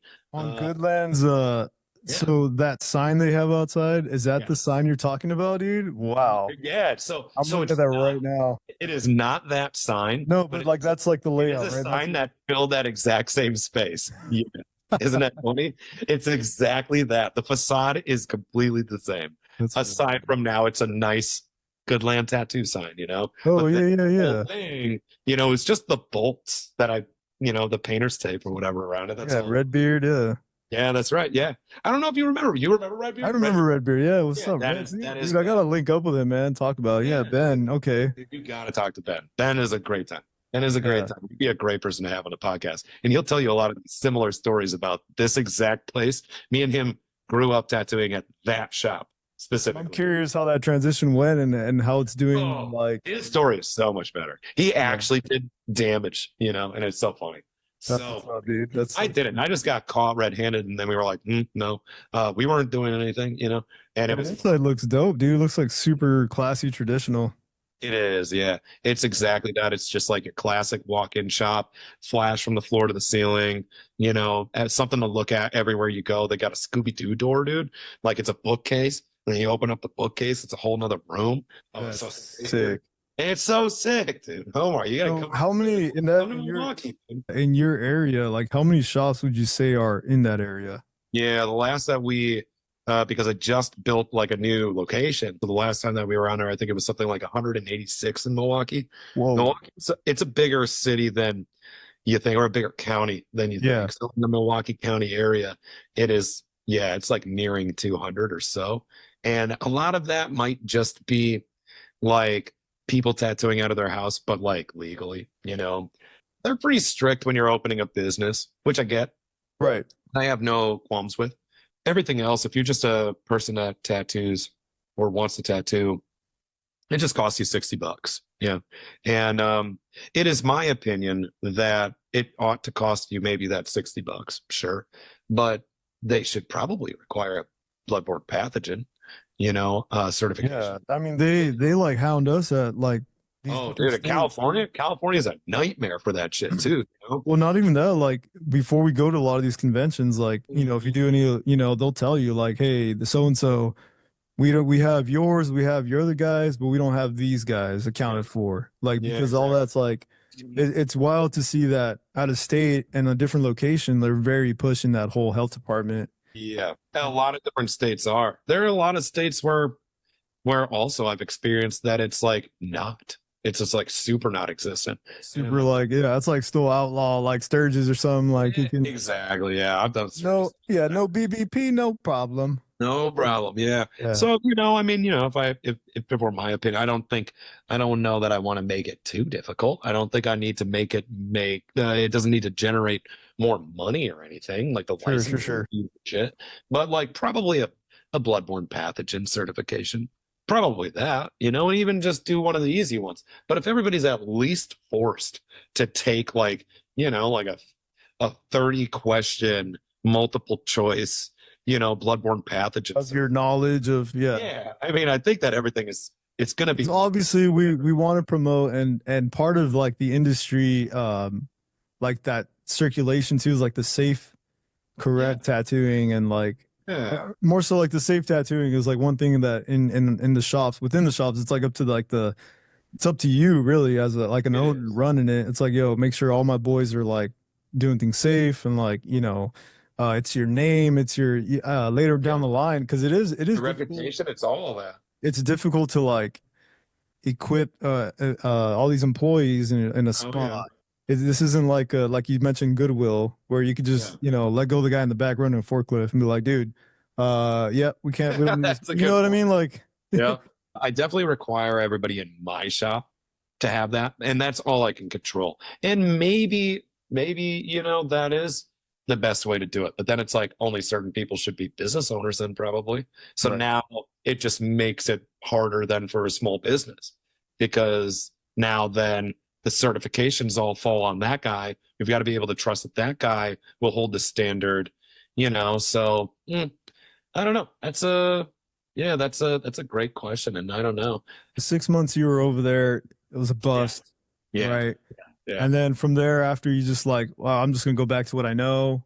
Yeah. How did you find the next, what shop was that the next, like, how did they hire? Like, what did you bring your portfolio and be like, did you have to give the story? Like, where'd you start? Cause I know that's big in the, also like when you're going to a shop, you're like, okay, well, I've worked here. I know so-and-so. Cause it sucks to hear it when you're talking to these artists and it's like, they go straight to the name dropping. But if it is reputation, if it is word of mouth, you kind of want to use that in your back pocket and be like, okay, so-and-so, well, he's my boy or this, I can do that now. I like really couldn't. In fact, what I would do is I would go to these shops like very early on because I was tattooing out of the basement then on the south side, for now the next just like couple years or year and a half but I'm doing that. It's just like straight up hustle mode. But while I'm doing that, I mean, I'm going to shops like weekly to show them my shitty portfolio. This is at a time where like there's no Instagram. Instagram is not a thing, at least not a popular thing. If it does exist, nobody does. Yeah, it was way before that for sure. Yeah. And then it's like you are printing your photos of your tattoos that you took with your digital camera onto, at Walgreens, and then putting it in a little in a little portfolio, and then I'm taking it to these places, and then I'm like name dropping so and so and whatever. Well, that didn't matter because those guys have already been doing my cover ups. They already heard about me. They already did this, and they're nice to my face, but then they're like talking shit behind my back and just deleting everything that I've been tattooing, of course, because it's dog shit, as it is often. Fair is fair. I had to wait basically until one of my homies who was living with me at the time, he just got this contracting job with somebody to help build this tattoo shop. That's all it was. And so I had to wait until a tattoo shop in Milwaukee was fresh built that has never heard of me before, aside from my friend David, rest in peace. He literally was like, well, I know a guy and he just tattoos out of his basement right now, but he's like totally good. You guys should hire him, And yeah, whatever, God bless him. He got me into that shop. And I remember they even made me do a tattoo there on a dear friend of mine, Alex O'Brien. And she, I mean, it is like, we have since covered it up. It's so awful. You know what I mean? It healed like fuck. It was such a nightmare tattoo. It was so bad, dude. And I mean, her forearm was just like raised to shit after the minute I'm done. Yeah. I tattooed this thing for 100 hours just to make sure I really nailed this job. And I did, because it was run by a piercer. He didn't know what the fuck he was looking. Oh, wow. And so he hired me. And then the second that I got hired, I talked to one of the other two good decent tattooers that were there. And I was like, hey, how do you do line work? Yeah. And, they were like, what? No. And I'm like, I have no idea what I'm doing. I credit a lot of my learning then for the next 3.5 years would be there at this spot called Shogun Tattoo, which has since been shut down. So that doesn't even exist anymore. So many of my early shops are just like fucking gone, which is like pretty crazy.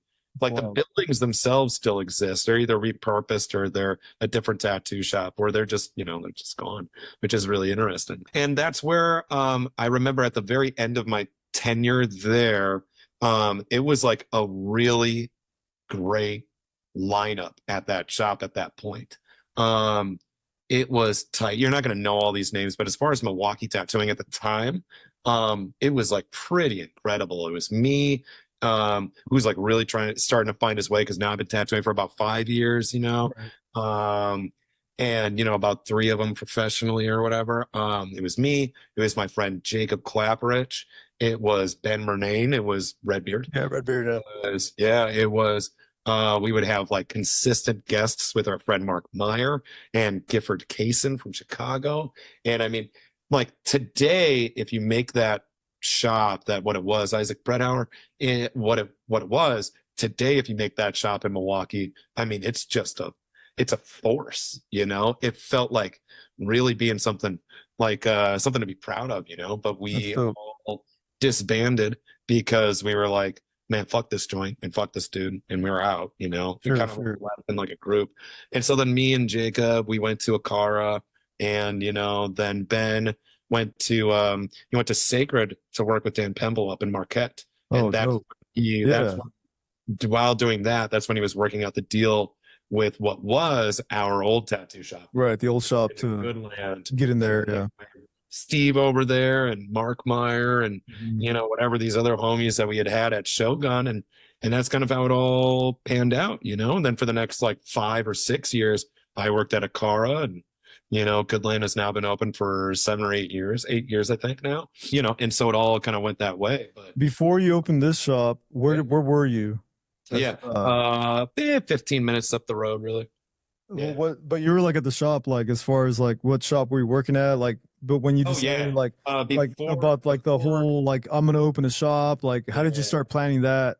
Yeah, I was working at Akara Arts, which was really down the road from Shogun, and then Shogun gets shut down. I was working at Akara probably for about 5 years, and then I got a job from there. I mean, I was just timing out in that place. I'd been there for a while, and whatever. It had grown to such a thing, and it was time. I really felt like I wanted to open a shop. So then my dear friend at the time, Chris, he let me tattoo at his shop, which was called Ghostlight, and he let me tattoo there for, I don't know, there was a handful of months there where it was for $0, and he helped me find this new location where I can like open up this place. And then we built out that place for about 8 months, because it was just a concrete box. That's all it was. I gave him money as I could, really. And it was a very it was such a kindness he really did for me. Got that place open, and then me and a couple of homies just like went there and started doing that. And some of those homies I had from Makara, some of those homies I had from Ghostlight, some of those homies I've had, since I was 5 years old. And we all just made like, just like it was just like a treehouse, friends, it was like not designed. The business plan wasn't even designed to make money. Still really isn't, it's just like a cool place that you and your homies can go and like fuck off in, and, like do tats and whatever, and stay up too late and whatever. That's like really how it was kind of birthed, And so the guys you got working at the shop right now, like that's a lot of boys. Morphed and evolved a little bit now. Yeah.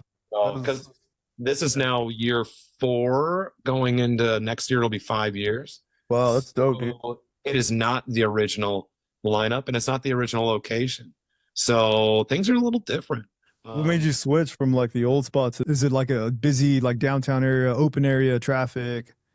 Well, now that you mention it, it was actually a giant fucking deal, and it ruined my life. Yeah. Let's vent, bro. Yeah, dude, it was a whole fucking thing, my guy. It made national news. Yeah, you can Google it right now. Why don't you right now, just on your computer there, why don't you Google Black Dawn Tattoo mural, and you'll just see. Oh, okay. Yeah, you'll just see kind of the situation. And then I guess I'll just give you my very neutral perspective of the whole fucking thing, But it is Black Dawn Tattoo Milwaukee. It was a big deal here in September. Okay, yeah. All right. Mm-hmm. Yeah. It was something on the side, a little bit of a spotlight. Yeah, a little bit. So let's talk about it, huh? Yeah. So also, I am made aware, I think, of like every really just like kind of common, not terribly political, general mass American about the conflict, Palestinians and Israel. Right? Yeah. Right. Again, I never saw you in any other way than my boy.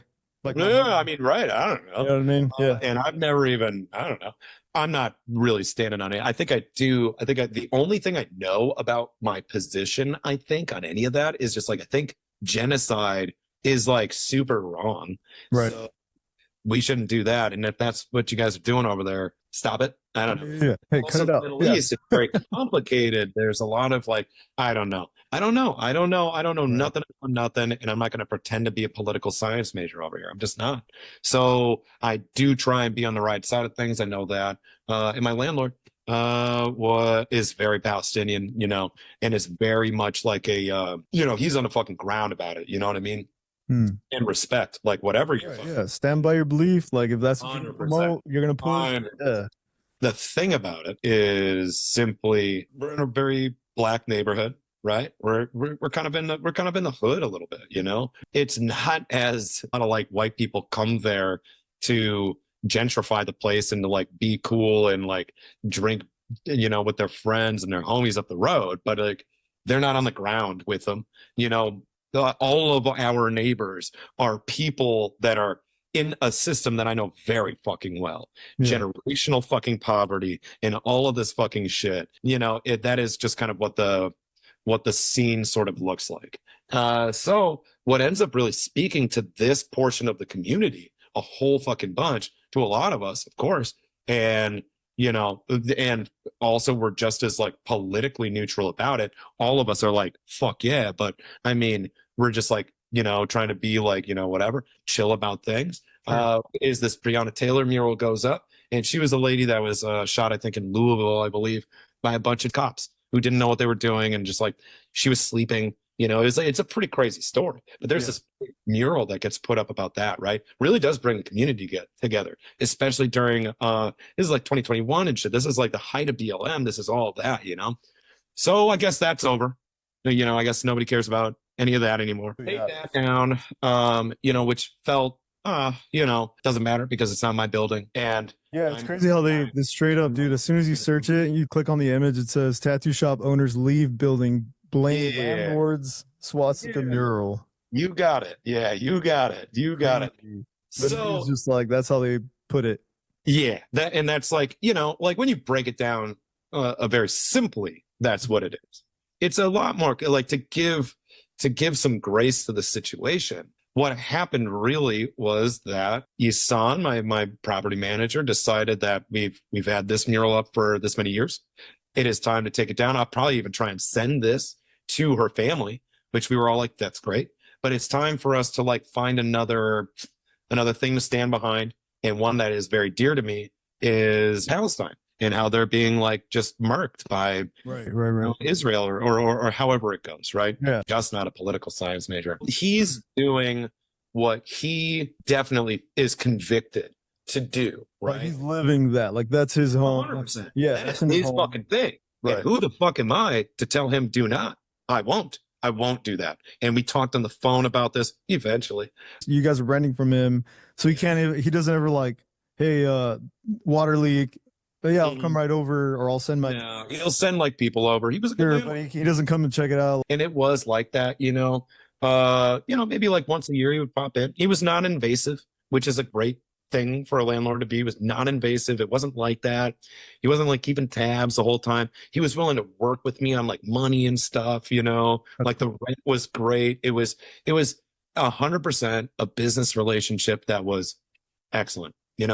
For that matter, it's also like, well, that's also why I'm not going to sit there and protest any of this. I'm also not going to necessarily like agree with how we handled this. I don't know if what we did was even the right thing. That's crazy to have a shop though. And on the outside, which obviously, who's to blame? Right. And so, you guys are the face.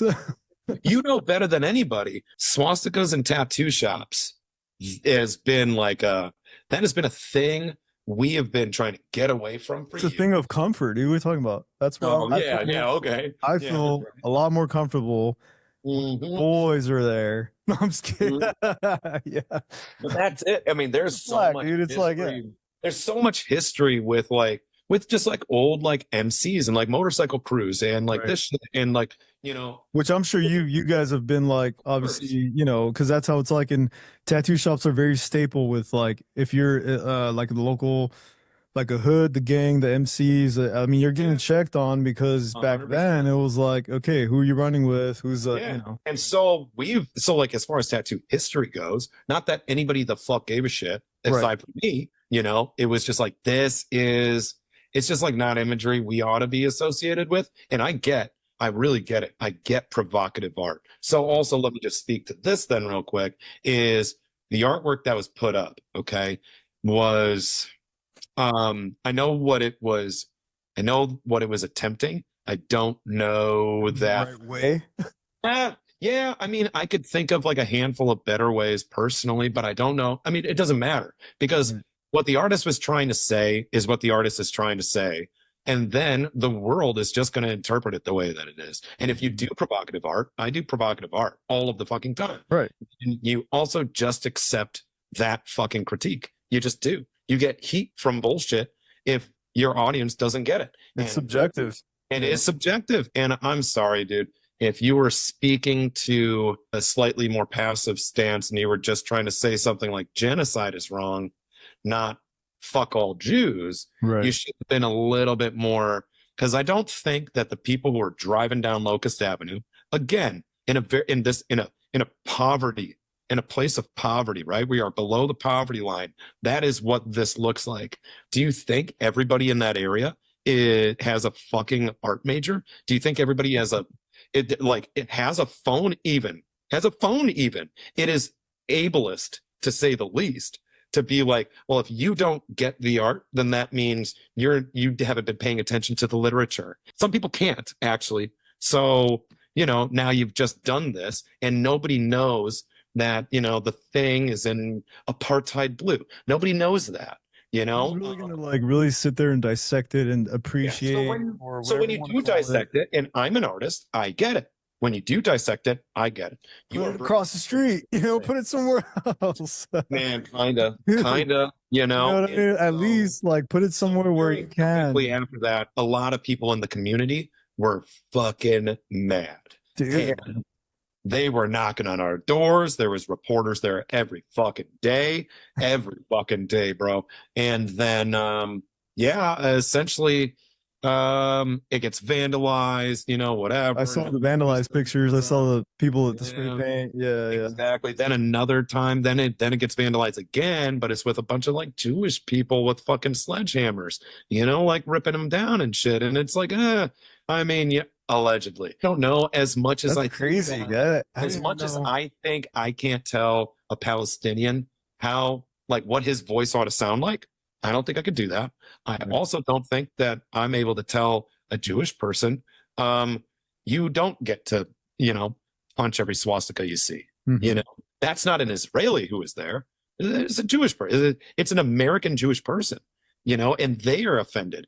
Okay. Well, I think also now, since you've made this provocative art, now you get to explain to every single individual who is offended, what that's the fuck about. Now that's the job. Or you could say, nah, screw it. I don't want to do that. It's not my job to educate people. I'll just be provocative. And then you'll just have the building being vandalized.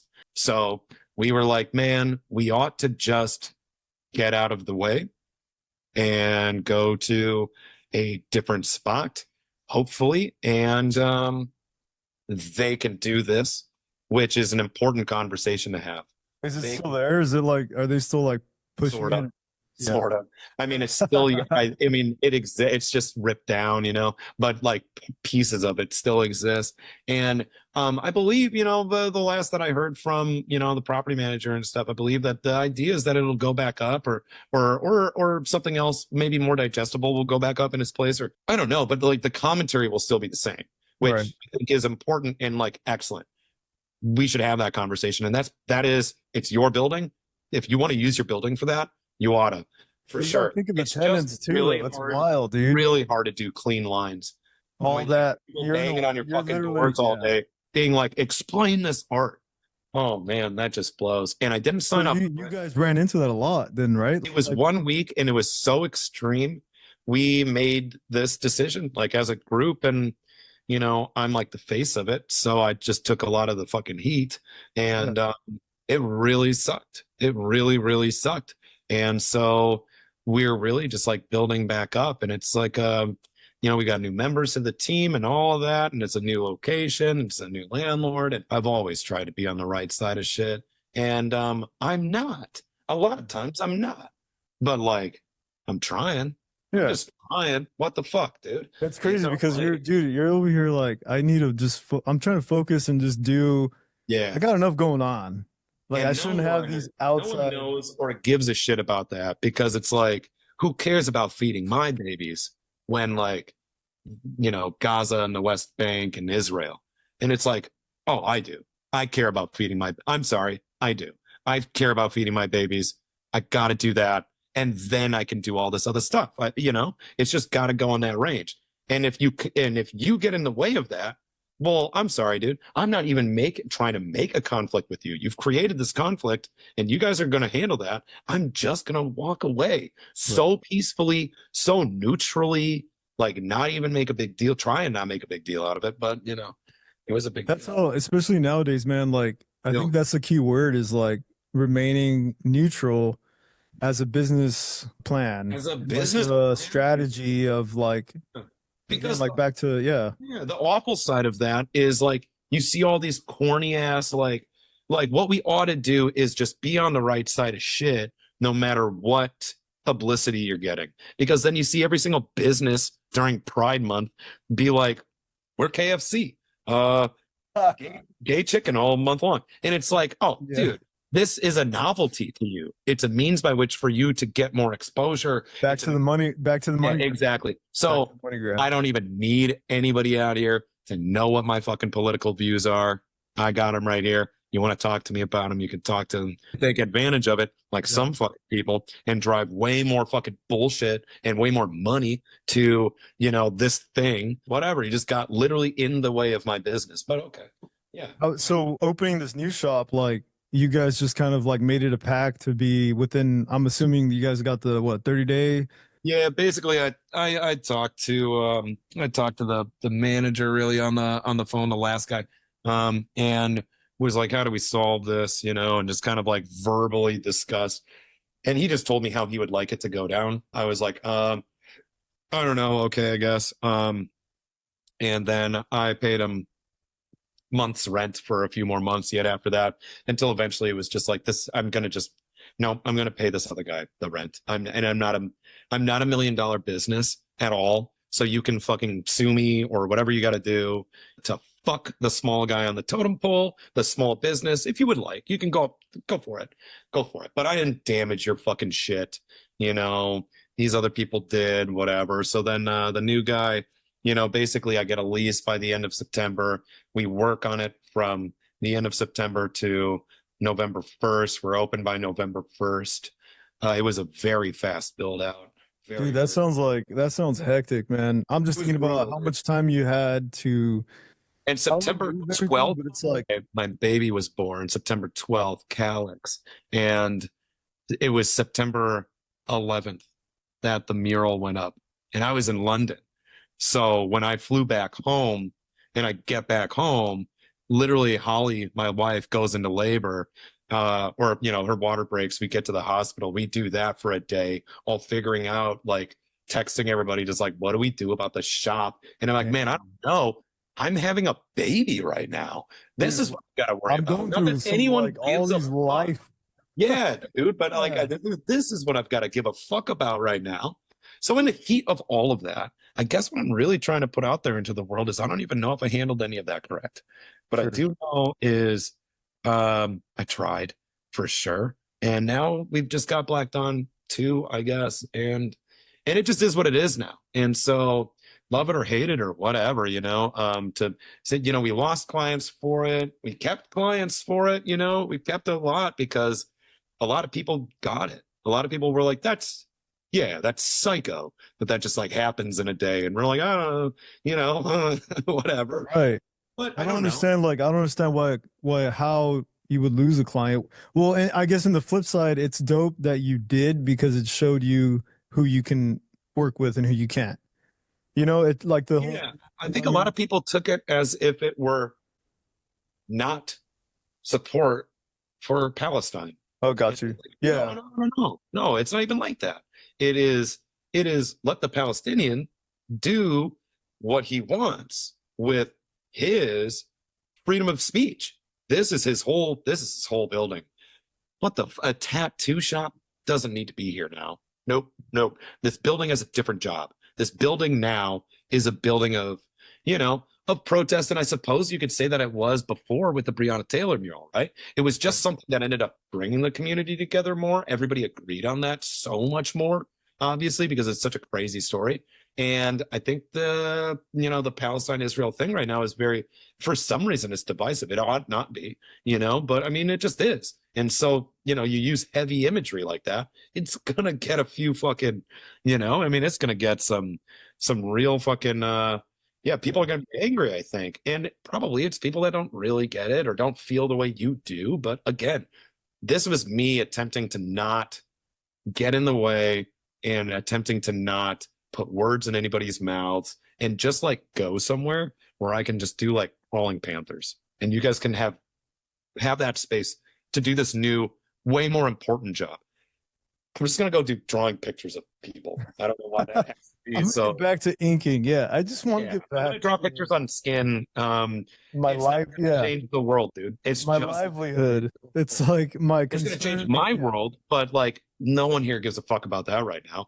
It's going to change my world. It's going to fix my life, but you know, whatever. We've got to worry about this other thing. And that's fair. Fine. That's super fair. I feel like the only time I really was, I don't even want to say get into politics, but it's when I started seeing what was going on with what is it going to do to my business when you mess with the money.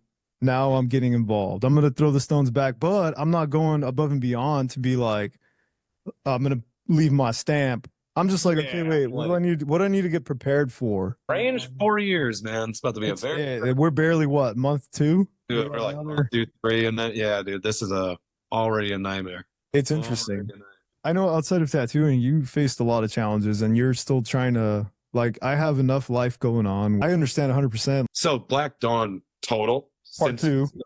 Well, I mean, volume 2. Total is a grand total of like next year it'll be 5 years. Oh, gotcha. This location. Black Dawn 2 is since November of this past year. Oh, okay. Been open for 6 months. Sure. It's that recent, dude. Wow. I mean, my life's a mess. That's why, like earlier today, when whatever we were talking, you were like, "How's the fam?" I was like, "That's not the crisis. That's great." Yeah, it's everything.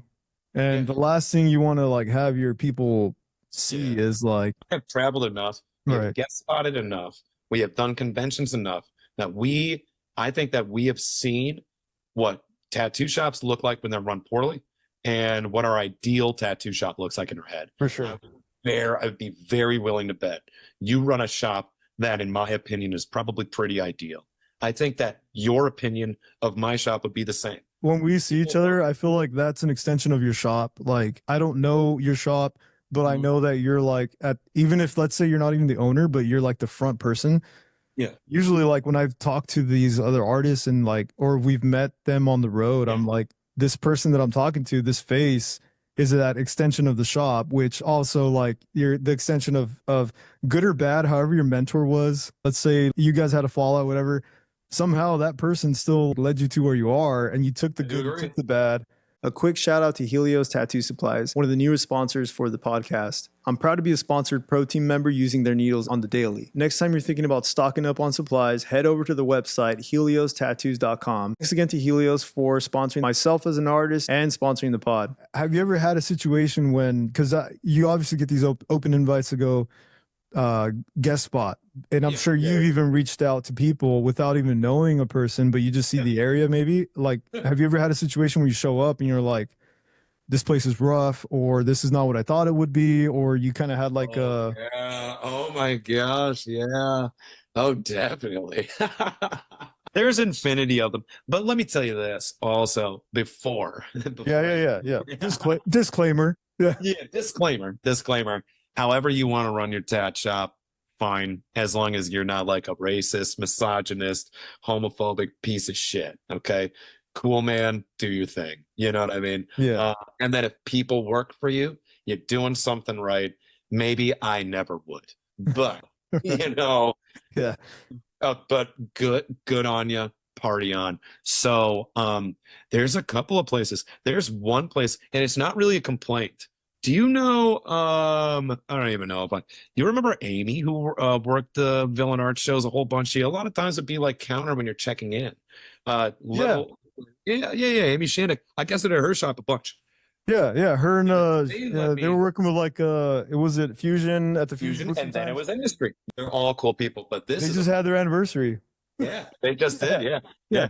So I've guessed it out there when they were precisely veiled. I guessed it out there at the new place, even guessed it out there for ages. And I've talked to them about this a bajillion times too. But this is a pretty prime example of, it is the best you'll ever do for money. You know what I mean? Like, she will make sure that you are set up with infinity appointments. Cool. Right? Sounds great. I'm definitely lining my pockets. This is wonderful. And, it's a lot of different projects, but not half of them are bad. It's like good shit. However, me and how I operate. Those of you that don't know Matt, like, hopefully hearing up to this point, you kind of get a little bit of a vibe. A little bit of whatever. I'm like far more an adult these days, but like, if I'm guesting or if I'm like doing conventions or whatever, we're partying afterwards. Yeah. That's like where so much of the work gets done. And I'm about that, it's like a little mini it's like it's 50% of vacation, 50%, networking. Right. And so I'm like really about it. And I'm like super into that. Now when I go to Texas, super not, just so that I don't fuck up their rhythm. You know what I mean? Right. Because I'm about shit. I really try to be, they will pick me up at the airport and all this shit. And then they will line my pockets. You know what I mean? Make sure I'm doing good. So at that point, I'm just like, cool. However you want this week to go, I'm doing. We are at the shop at 8 a.m. Whoa. 8 a.m., bro. What are you going to stay on before you start? It is like, oh, dude. And then it is, but the day now is so weird that it's like, yeah, you're totally trying to go to bed straight up at 10 p.m. And it is like the middle of like rural fucking Killeen. So it is like Texas. The night is just like black and like you will super fall asleep. Gratefully, I would grab beers and I would drink them outside and smoke or whatever, whatever it is. Like I get a little bit of that in, but I'm like, man, I'm to bed at like 10 p.m. I'm at the shop at 8 a.m. It is like not the way I do things. Not at all. That's a whole different regimen. Yeah. It's kind of a nightmare in that way, right? Cause you just want to be comfortable. It's very outside of my comfort zone. Do you get the bugle in the morning? Like the military bugle? Yeah, no, not even. And let me tell you, they might as well have one in the shop, especially in this situation. Like you're up at like 6 a.m. You're just like ready to go because not by choice. Yeah. No, not by choice. You just slept so good, better than you have in years. It's like I'm trying to like crush Netflix at like the volume's at 100 until like 3 or 4 in the morning. And you know what I mean? Like I'm a night owl. Right. And then I'm out there and they're like, they're like, no, you're not. And then I'm like, whoa. Lights out, guys. Lights out, buddies. Yeah, lights out. You better make sure your bed's folded. For whatever it's worth though, like that is the most money I make in Texas. Like for sure. Is fucking with them, and I am so grateful that they fuck with me in that way. But it is, man, it's weird. Man, that is a weird thing. And whatever, I've talked to Josh and Amy about this 1,000 fucking times. That's funny, dude. That's awesome to see and hear that system. Yeah. They got like that. I've always just been a piece of shit. Malnourished, like, dude. Yeah, totally, dude. I'm sitting here just crushing cigarettes. You think I don't have a problem with? Yeah, I'm vegan. Yeah. Oh no, this is whatever. I'm like the healthiest I've ever been right now. Yeah. I was gonna say, dude, you're looking good. You're looking like sparked. Like, you know what I mean? When like a day like today, I'm in the middle of like a whole back, right? And then up front, we've got a couple of walk-ins and like whatever. And then now my homies who are up front are like, now they're about to eat. You know what I mean? And it's like, it feels like I've provided. What was the last convention you did?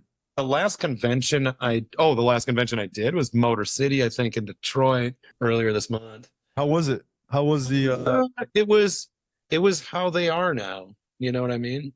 It was how conventions are now.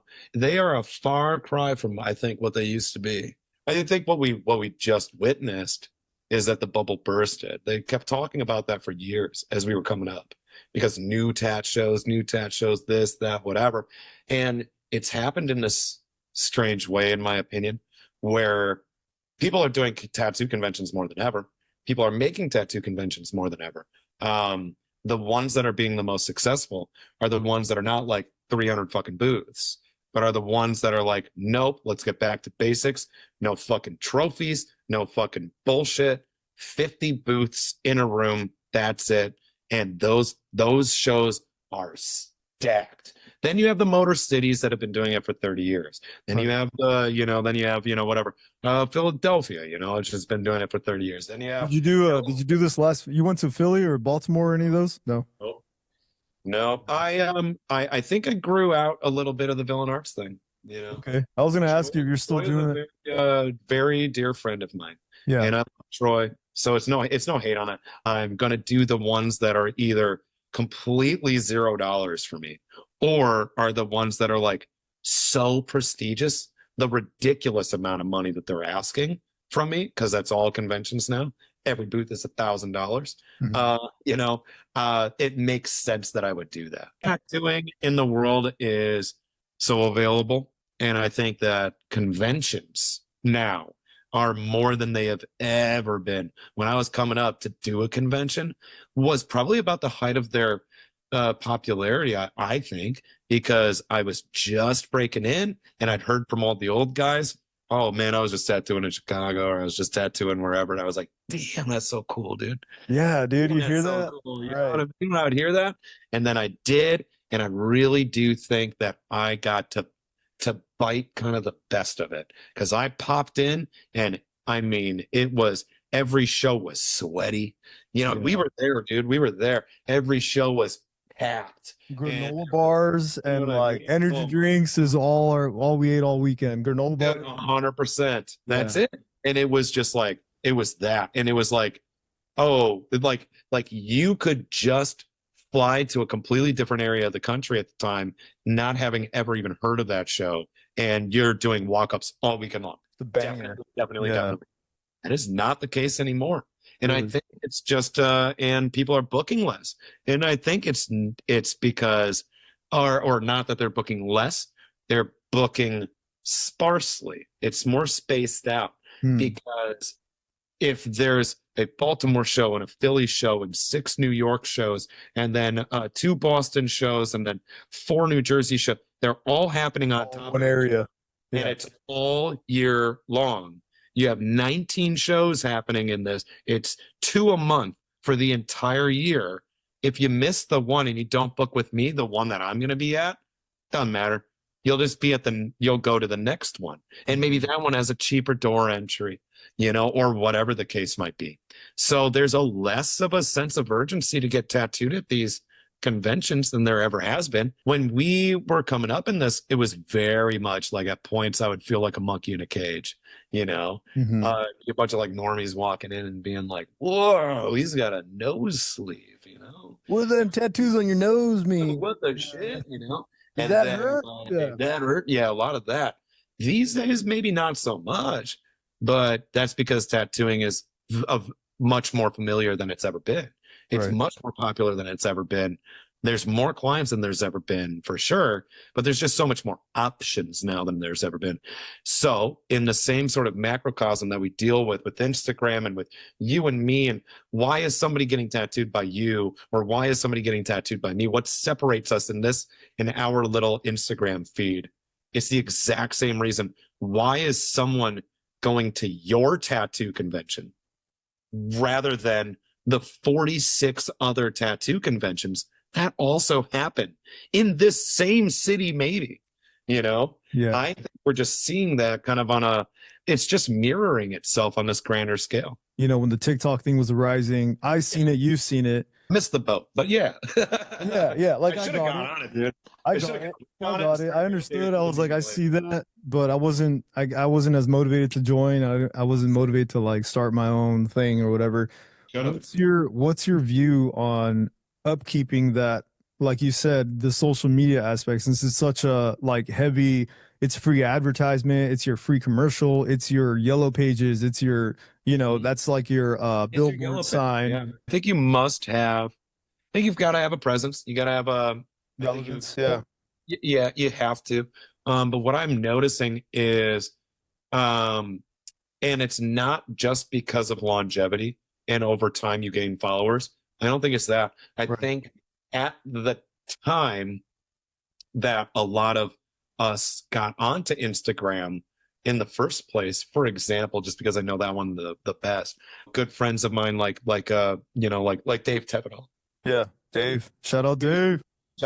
He was he was like literally one of the first proper tattooers on Instagram. So boom, you got 500,000 followers. Justin Harris, Bobby Johnson, fucking Euless Blair even, you came yet a little bit later, like in the Instagram thing at least, but that's still 100,000 followers today. And then like years and years after that, then you get a Matty Darkside, and years and years and years and years after that, then you get, a whatever, DJS tattoo. He works at right.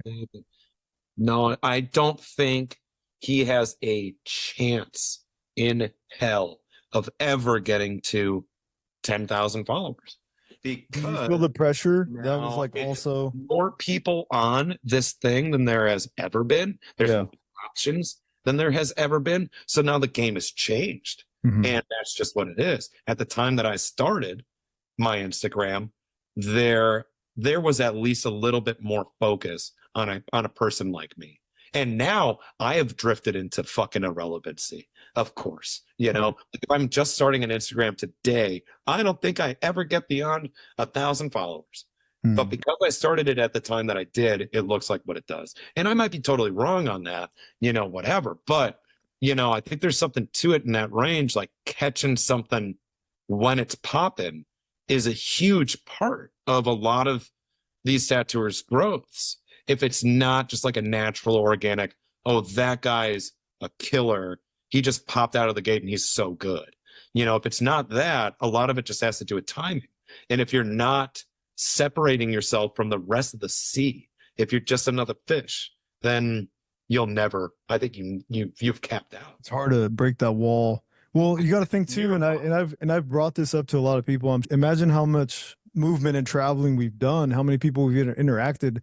When you're finishing your tattoo on a Friday, how many times you're like, yeah, hey, shoot me a tag, let your friends know, do that. How many conventions you said you knocked out within a year? It was like 30 plus. Yes. I mean, multiply that by how many interactions you've had. I mean, you're bound to grow. Yes. And I think especially at the time, right? Because at the time, there's just less people on this app anyways. And so now you're just one of the ones that stick out. And now you are. And I put my face in front of, you know, I mean, I have saved as many lanyards. There was a year where I didn't get lanyards because I was doing all villain art shows and they were saving money. All the same. Yeah. Lanyards, you know what I mean? Yeah. I mean, there's an entire year of TACCons that I don't even have lanyards for that reason. And it's like the rest of the entire time, it's like I have 300 lanyards. Yeah, I've got a bag full, and I just don't care to give it. It's just like and there's some even like random in my like house drawers. It feels like a resume. I'm like, oh, cool. You know, it's like, I mean, I don't know, like I keep just adding them up, and it's like that's how much I've been out in the world. So of course that counts for something. Of course it does. But I guess my fear is that if you do that same thing today, that same grind, I think you get back less from it.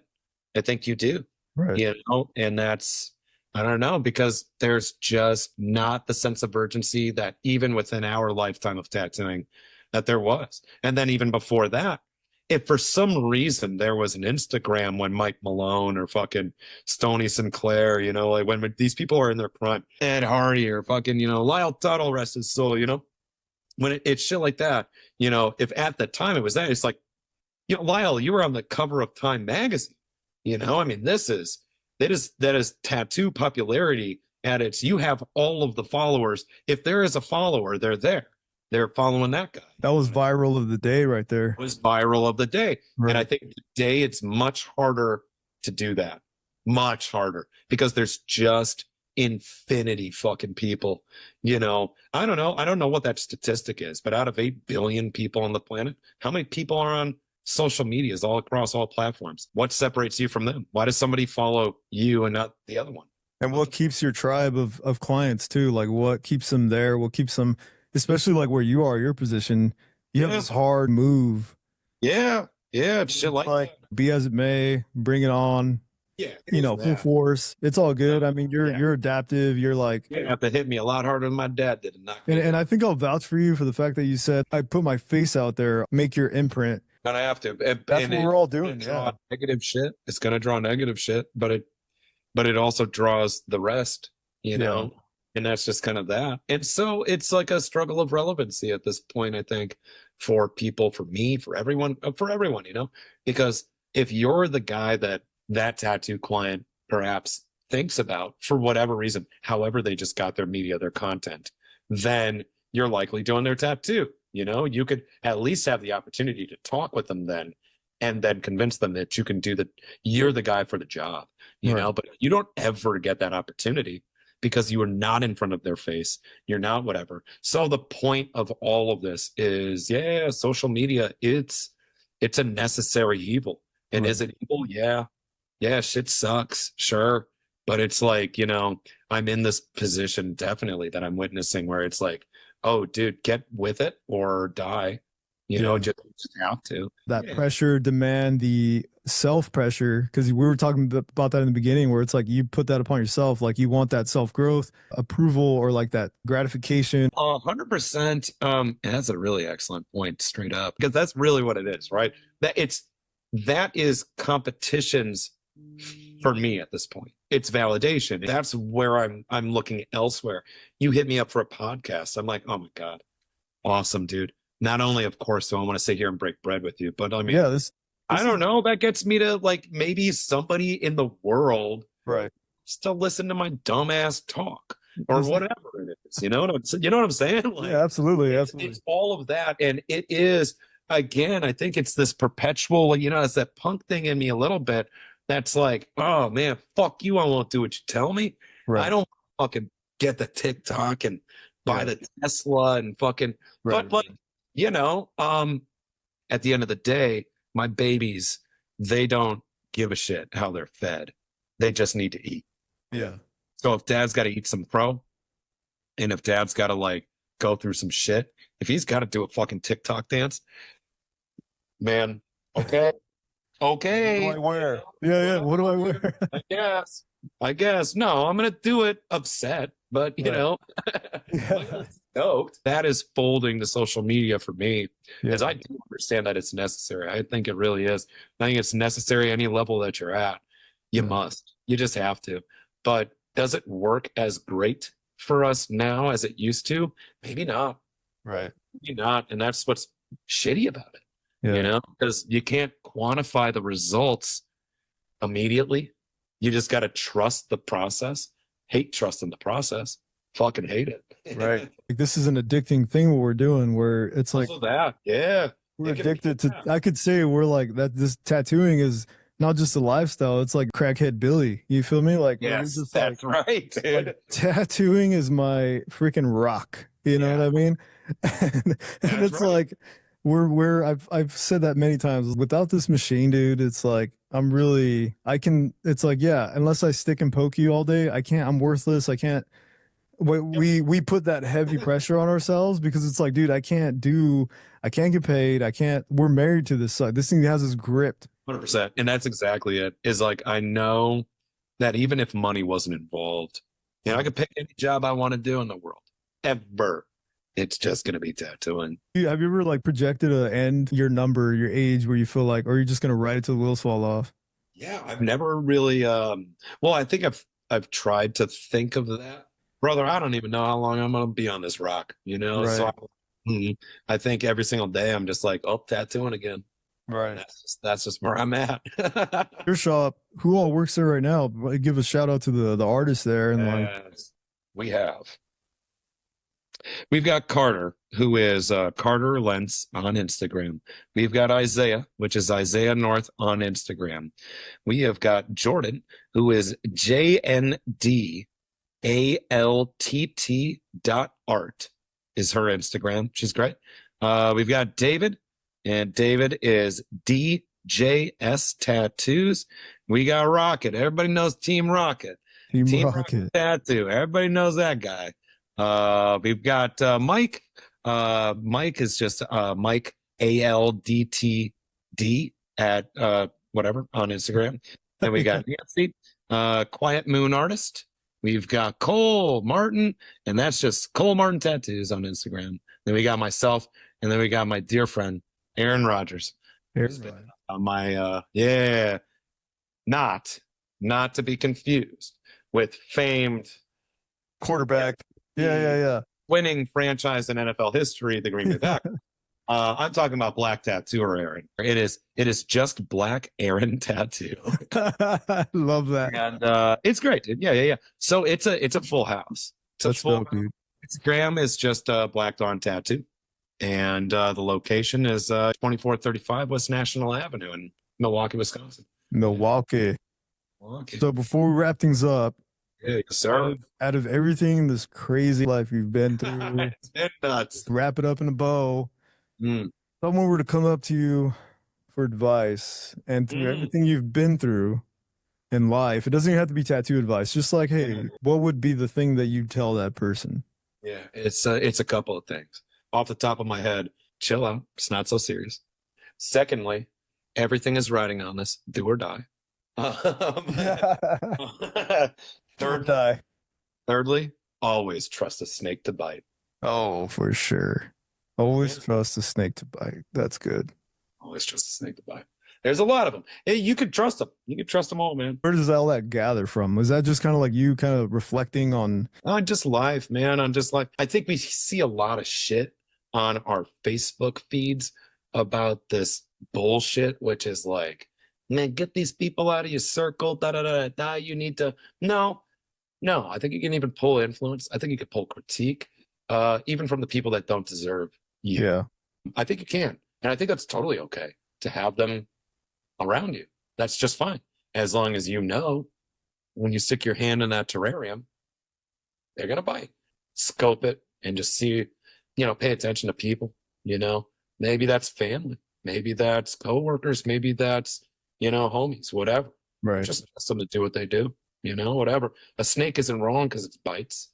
You're Right. the idiot because you stuck your hand in its cage. So I'll like fuck with a bunch of just messy, shitty people. Some of the worst people in my fucking life are like the best people, are like my homies. I just got to trust them to do what they do. And Right. then my day's not ruined because I know what you're about. I know what this is. You know what I mean? And I'm not the fool at the end of the day. I'm not the clown. I knew what this was the whole time and it's all good. Life really fucking happens when you don't know that and you're not really aware and you're not being aware and you're not being, you don't have the perspective. And then it just hits you like a ton of bricks and you're like, what? And it hits me like a ton of bricks all the fucking time. Right. And it is that perpetual reminder that like, oh, I gave that guy too much. Yeah. You know what I mean? That's all it is. No, you can even still be in the circle. That's fine. Now I know what he's about. And limit. Yep. Yeah. And now I just know how to interact. And now it teaches you so much more, I think, keeping people around sometimes rather than cutting them off, as a person that's cut off a lot of people, some of them are worth it to just keep around. It's a lot of lessons. And as long as you're not going to get bit in the end, it's all good. Right. So I guess that really translates to don't be an idiot, Dude, yeah, that's real as hell. That translates into so many things, you know what I mean? So many areas. You're sitting there, you're throwing your fucking your tattoo, your favorite tattoo you've ever done, into some competition at some fuck ass show, and then the fucking Tooth Gems girl gives you a fucking on your yeah, man. You're the idiot, dude. Yeah. You trusted her to fucking judge sorry, you're the ding dong.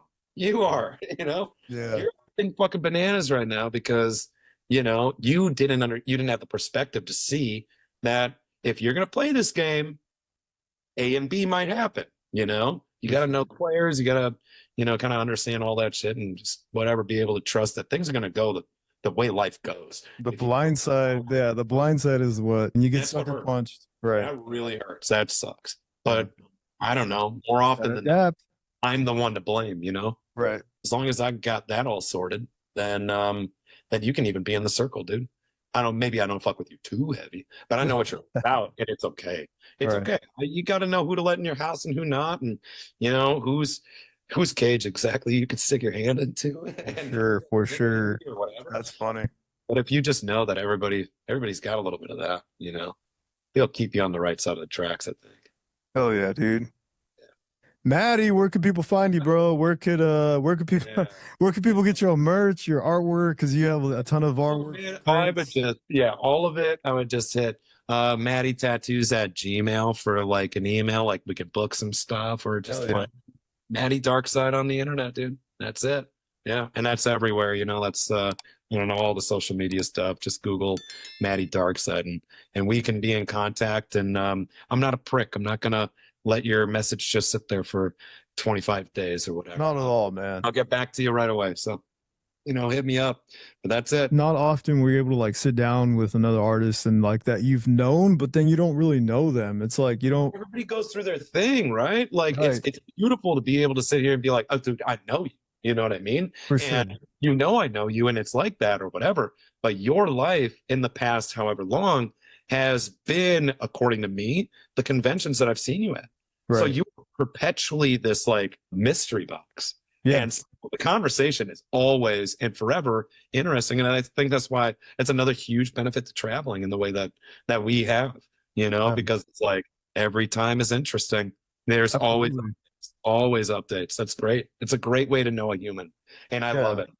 I'm so glad to like just see you thrive, man, to see you on top of it, see you like, it's just super proud of your boys, just to be like, that's right. We're just doing it, you know what I mean? And like, that's something where when I kicked off the project, I was like, I just want to like connect and have, peel back that curtain to be like, look behind the scenes and like, check this out. And now, I mean, I got educated a lot right now. I didn't know a lot of things that you went through. So that's just to have such good, you know, good people around you. Like that's one that's like, I know 100% could count on Maddie to be like, Matt, hell yeah, dude. Or whatever, you know. It doesn't even matter how long we've been like not a fucking thing. If life you're is like busy though, it's like, you're like, brother, catch a flight right now. I need you here right now. It's on that shit. I'm be like, that's a real one, man. We're traveling again. You stop in Milwaukee, and we absolutely, we do this in person, huh? Otherwise, next time I'm in California, I'm just gonna make it. I'm gonna make it a point to come out to the shop. I'm gonna make it a pack, dude. Like we're getting together in person. We're gonna shoot this, and we're gonna. It would be cool to like stop in, dude. I'd love to just chime in and even like talk to one of your boys at the shop, man. Even get all like the crew. That'd be so sick. How dope would that be? It'd be great. They'd love you. It would be great. We can talk about the old days, and it's a little bit of a new crew too. So it's cool to see the spectrum. I can repeating them again, you know? Yeah, those spectrums and like like it's a different side of it, man. It's like you know. It is. Come through, brother. Hell yeah, dude. Appreciate you chiming in. Everybody else listening to the end. Tattooing Out Loud. Thanks everybody for coming in. See you guys on the next one. Peace.